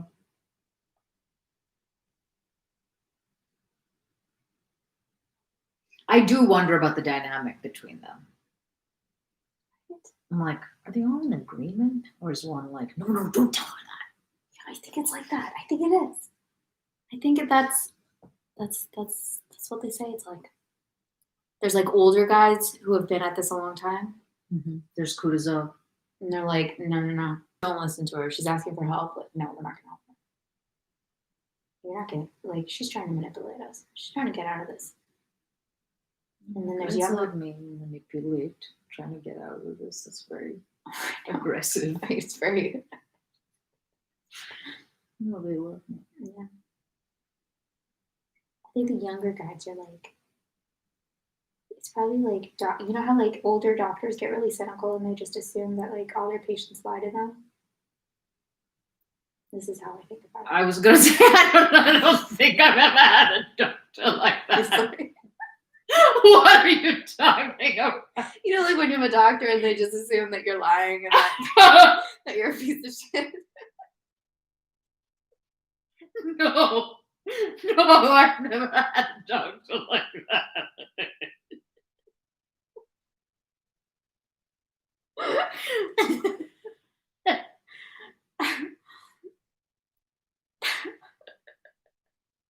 That's what I assume my guides are like. So there's like maybe like one younger who's like, no, let's give her the benefit of the doubt. Oh my god, no, they love you. Or like, do you think that they feel this is such a stupid conversation? Are they like, oh, we got her? No, no. Yeah, that one. Oh. Unless they have young souls, in which case they're probably like, they're not going to get anything. Like it's going to take a while to like learn how to walk. But maybe time is not the same to them. Probably not. Okay. Let's read. War and Peace. Do you, yes? I just think this is really funny. Ugh. I just want to know what they look like. I really hope they're good looking guides. Okay. I hope they're well respected in the guide world. Oh my god.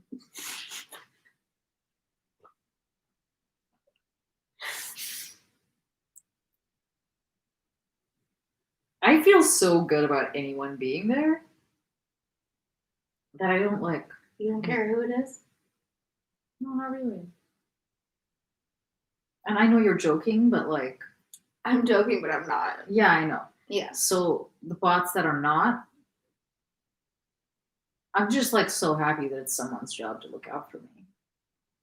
That's all I care. And I'm gonna trust them. I'm not gonna be like, what if they're doggles? Because I don't think they would be. I don't think they would be there.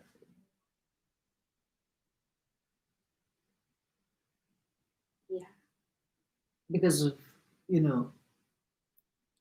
some people say the creator. I say the curator.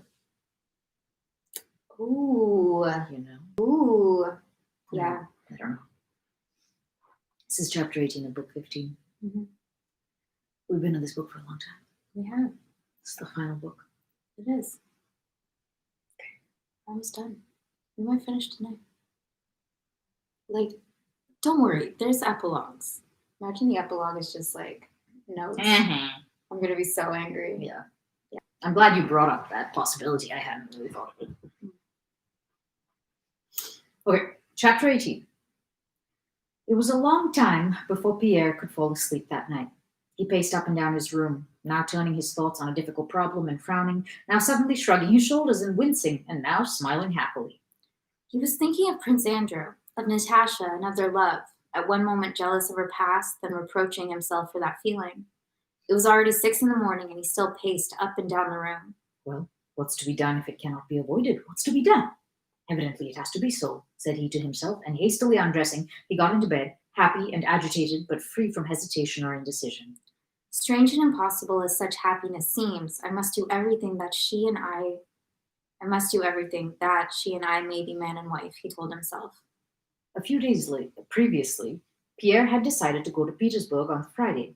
When he awoke on the Thursday, Savalich came to him about packing for the journey. What, to Petersburg? What is Petersburg? Who is there in Petersburg? He asked involuntarily, though only to himself. Oh, yes, long ago before this happened, I did for some reason mean to go to Petersburg, he reflected. Why? But perhaps I shall go. What a good fellow he is, and how attentive, and how he remembers everything, he thought, looking at Savalich's old face. And what a pleasant smile he has. Well, Savalich, do you still not wish to accept your freedom? Pierre asked him. What's the good of freedom to me, Your Excellency? We lived under the late Count, the kingdom of heaven be his, and we have lived under you too, without ever being wronged. And your children? The children will live just the same. With such masters, one can live. But what about my heirs? Said Pierre. Supposing I suddenly marry. It might happen, he added with an involuntary smile. Involuntary. So he's like, it might happen. I probably. Is that how do you think of an involuntary smile? Might happen.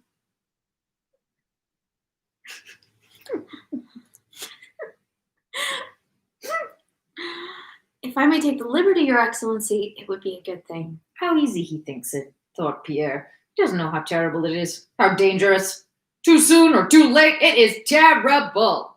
So, what are your orders? Are you starting tomorrow? Asked Savalich. No, I'll put it off for a bit. I'll tell you later. You must forgive the trouble I have put you to, said Pierre, and seeing Savalich smile, he thought, but how strange it is that he should not know that now there is no Petersburg for me, and that must be settled first of all.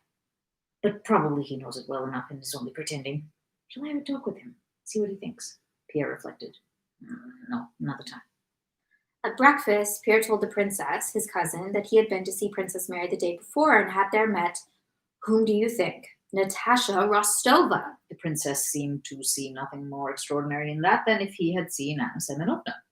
Do you know her? Asked Pierre. I've seen the princess, she replied.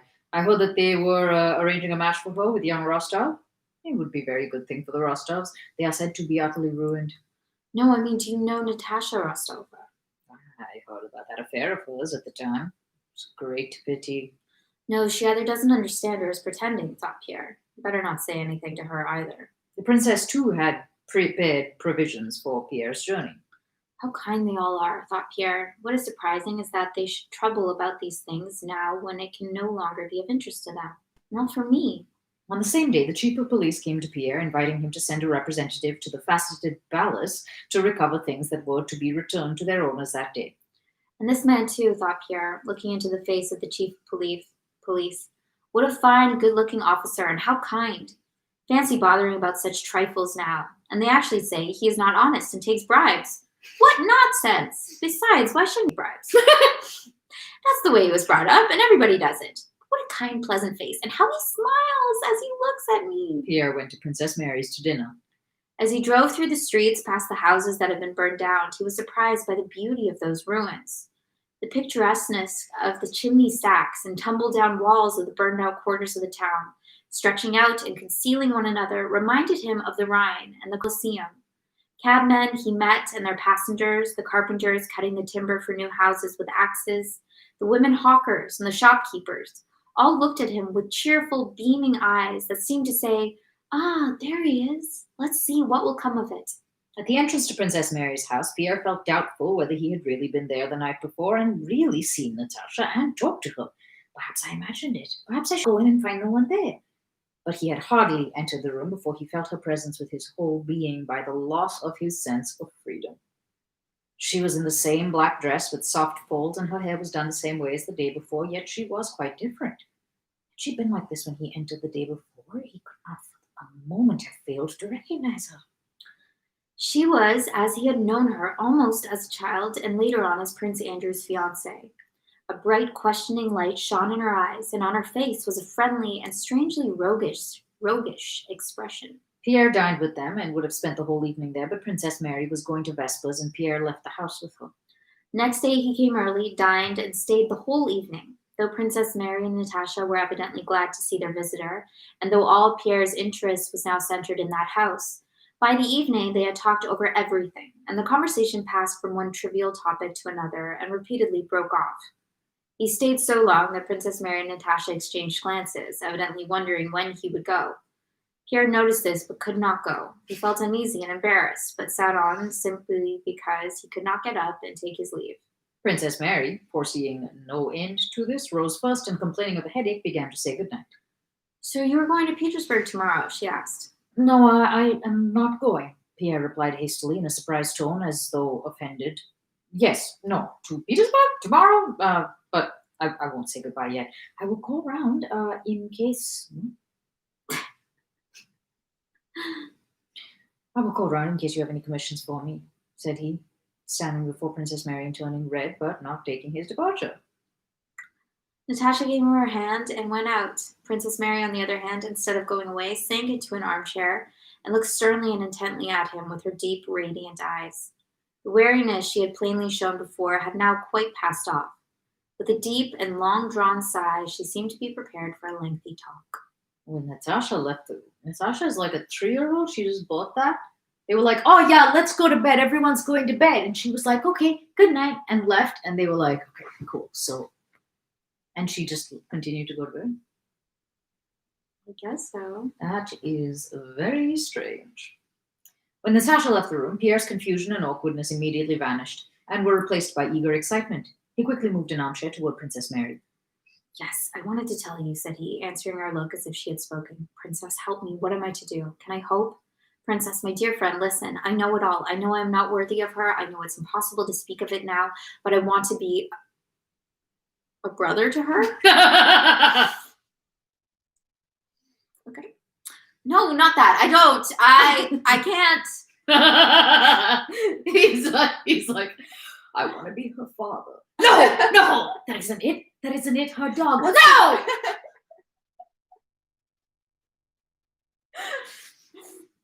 He's lost control over his mouth and brain. He paused and rubbed his face and eyes with his hands. Well, he went on with an evident effort at self-control and coherence. I don't know when I began to love her, but I have loved her, and her alone, all my life. And I love her so that I cannot imagine life without her. I cannot propose to her at present, but the thought that perhaps she might someday be my wife and that I may be missing that possibility is terrible. Tell me, can I hope? Tell me, what am I to do, dear princess? He added after a pause, and touched her hand as she did not reply. I'm thinking of what you... I just like that, like, pauses. Oh. I don't know. He's like... She's still there. She's still alive.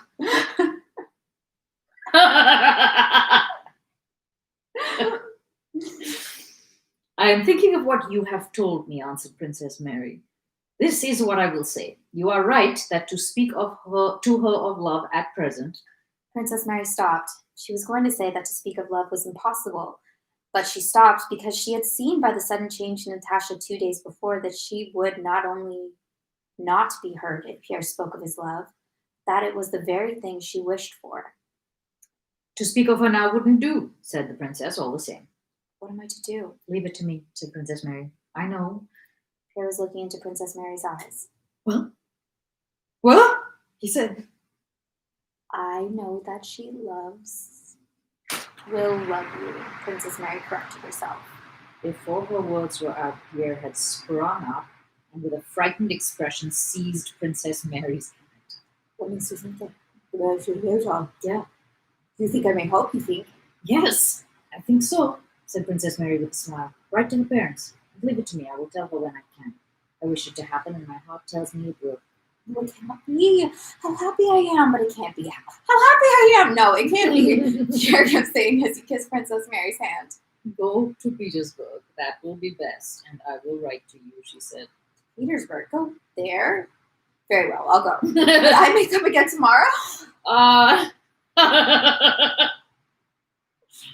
Next day, Pierre came to say goodbye. Natasha was less animated than she had been the day before, but that day, as he looked at her, Pierre sometimes felt as if he was vanishing, and that neither he nor she existed any longer, that nothing existed but happiness. Is it possible? No, it can't be, he told himself at every look, gesture, and word that filled his soul with joy. When on saying goodbye, he took her thin, slender hand. He could not help holding it a little longer in his own. It is possible that this hand, that face, those eyes, all this treasure of feminine charm, so strange to me now, is it possible that it will one day be mine, forever, as familiar to me as I am to myself? No! That is impossible! Goodbye, Count, she said aloud. I shall look forward very much to your return, she added in a whisper. Ah, and these simple words, a look and the expression on her face which accompanied them formed for 2 months the subject of inexhaustible memories, interpretations, and happy meditations for Pierre. I shall look forward very much to your return. Yes. Yes, how did she say it? Yes, I shall look forward very much to your return. Oh, how happy I am. It's happening to me. How happy I am, said Pierre to himself. Oh, my goodness. What a little lamb.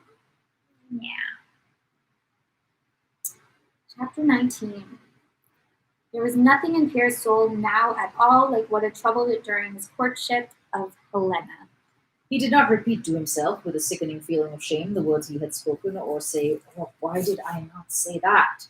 And whatever made me say, je vous aime.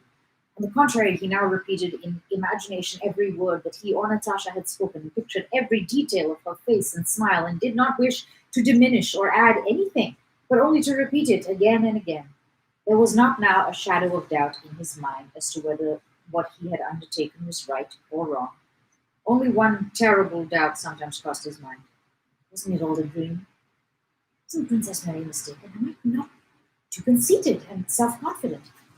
I believe all this, and suddenly Princess Mary will tell her, and she will be sure to smile and say, how strange, he must be deluding himself. Doesn't he know that he is a man, just a man, while I am something altogether different and higher? I can keep reading. It's okay.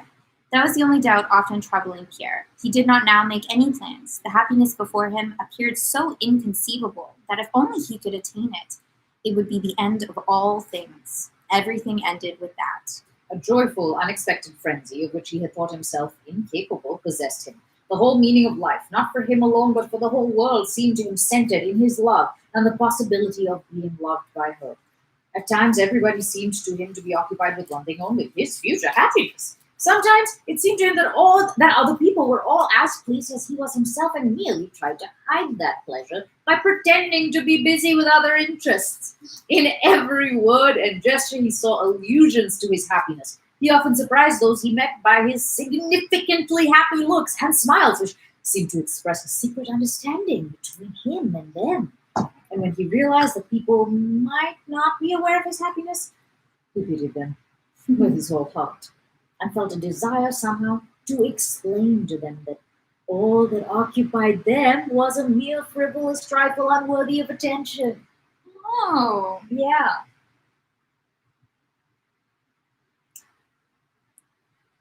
When it was suggested to him that he should enter the civil service, or when the war or any general political affairs were discussed on the assumption that everybody's welfare depended on this or that issue of events, he would listen with a mild and pitying smile and surprise people by his strange comments. But at this time he saw everybody, both those who, as he imagined, understood the real meaning of life, that is, what he was feeling, and those unfortunates who evidently did not understand it, in the bright light of the emotion that shone within himself, and at once, without any effort, saw in everyone he met everything that was good and worthy of being loved.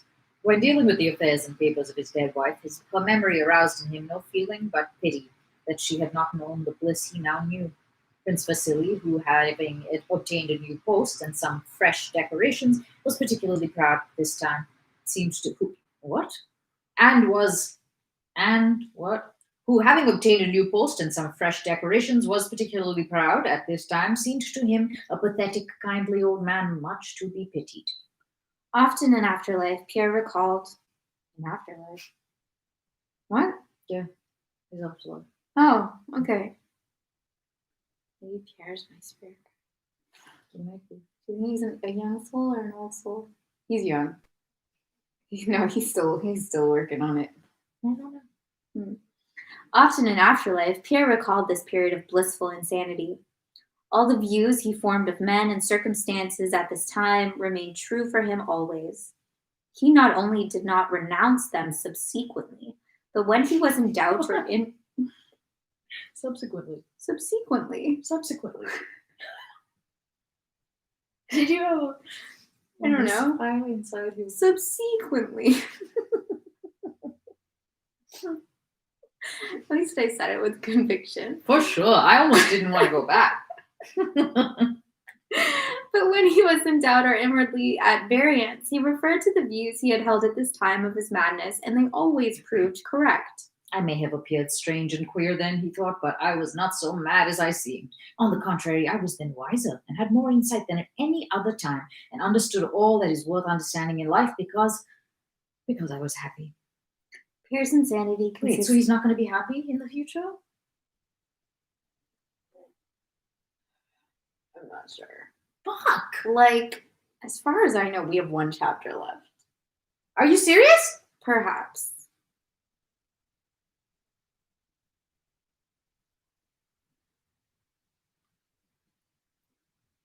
Yeah. Chapter 20. Okay. I don't know how to understand that. He could be happy, it's just like not the same level of happiness. Okay, let's see. Okay.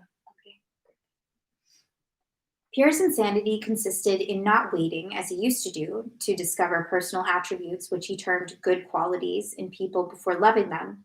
His heart was now overflowing with love, and by loving people without cause, he discovered indubitable causes for loving them.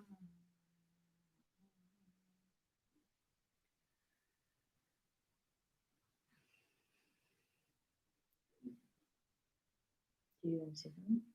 No, it's funny how like loving one person makes you love everyone.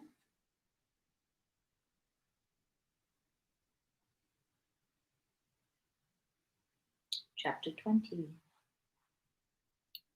After Pierre's departure that first evening, when Natasha had said to Princess Mary with a gaily mocking smile, he looks just as if he had come out of a Russian bath, in a short coat and with his hair cropped. Something hidden and unknown to herself, but irrepressible, awoke in Natasha's soul. Everything, her face, walk, look, and voice was suddenly altered. To her own surprise, a power of life and hope of happiness rose to the surface and demanded satisfaction. From that evening, she seemed to have forgotten all that had happened to her. She no longer complained of her position, did not say a word about the past, and no longer feared to make happy plans for the future. She spoke little of Pierre, but when Princess Mary mentioned him, a long extinguished light once more kindled in her eyes, and her lips curved with a strange smile.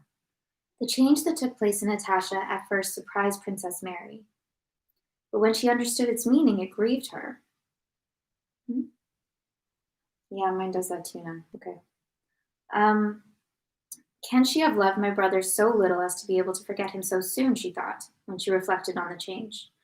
But when she was with Natasha, she was not vexed with her and did not reproach her.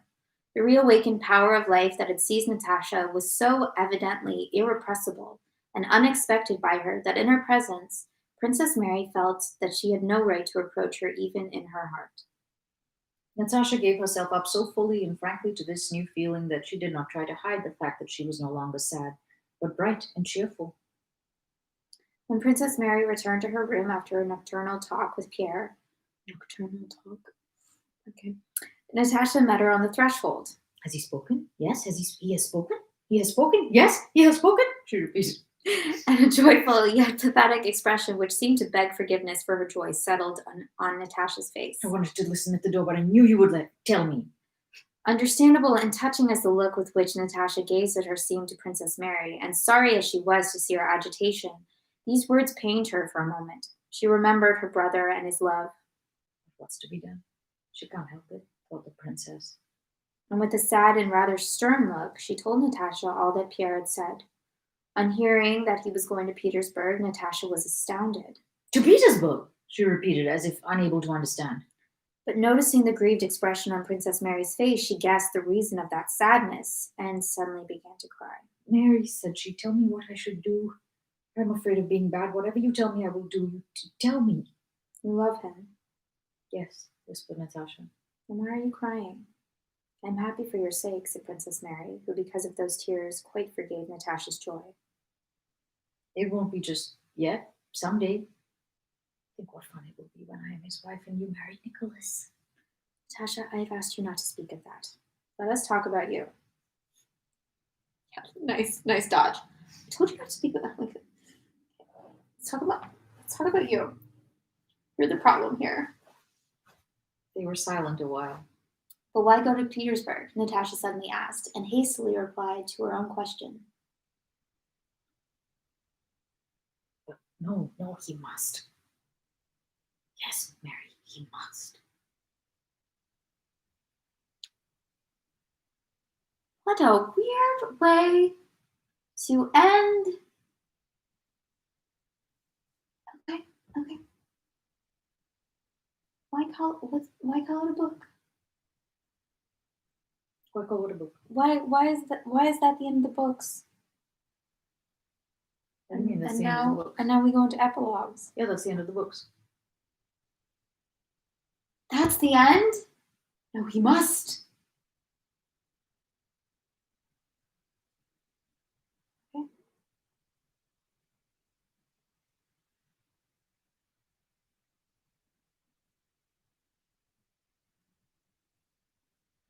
That's probably, yeah, that makes sense. Mid-sentence. That makes perfect sense, actually.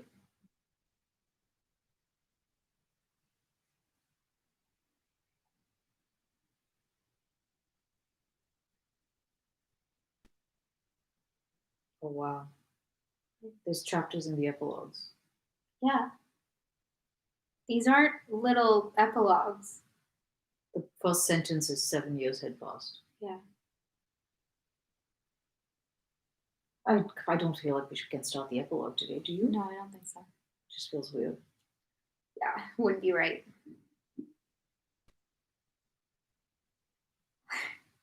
It also seems like he's going to tell us more about history. He's going to rhapsodize. He must. Why must he go to Petersburg? Any number of reasons. I know why he must, but do they know why he must? Presumably. He has to settle his wife's affairs. Presumably. But I don't know if that's why she said it. Yeah. Who knows what she's ever talking about? Right. That's the end of the book. Is it? I don't know. I don't know either because I don't really know what he means by epilogues. And to have 2 epilogues with multiple chapters? Yeah, he's a strange person. I don't really know, I don't know. Yeah. I feel sad for Andrew and Mary, rather. Do you? Kind of. It does seem like an awfully quick recovery. I guess, whether or not you can judge that is questionable, but I get why Mary would be like, okay, moving right along, I guess. Yeah. She doesn't even want to talk about Nicholas, probably because of Andrew, frankly. Right, yeah. I don't think she's moved on. Yeah. I mean, they do have to tell us what happens with them. Right? Because Nicholas and her are not like. There's nothing happening There's so nothing, far. yeah. That aunt was like, okay, Nicholas, I'll look into it for you. Yeah. We didn't see. Wait, did we see Nicholas at all during that last bit of the war? No. No. Oh, maybe he's We dead. have no idea what he's doing.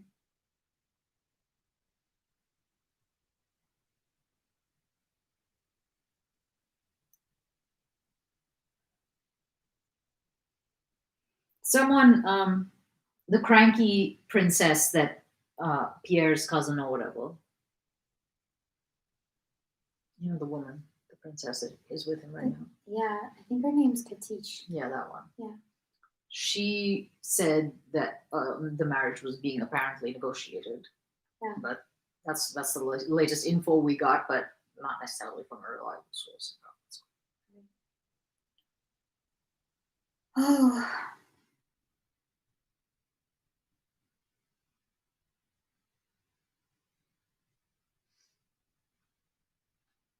I can't tell if that's a great ending to a book or not. It might be. I mean, it might also be because who knows if it's the end of the book. That's true. If it was over, I might have different feelings. I don't think I would. Yeah? I mean, I think I'd have more feelings just because it was over and stuff, but It was like, nope, we're never going to tell you what happens between them, between Nicholas. I mean, it's not going to be like nice and tied up. I don't think. Yeah.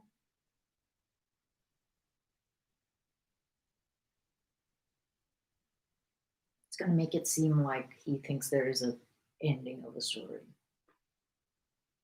And that's kind of like the opposite of what he believes almost.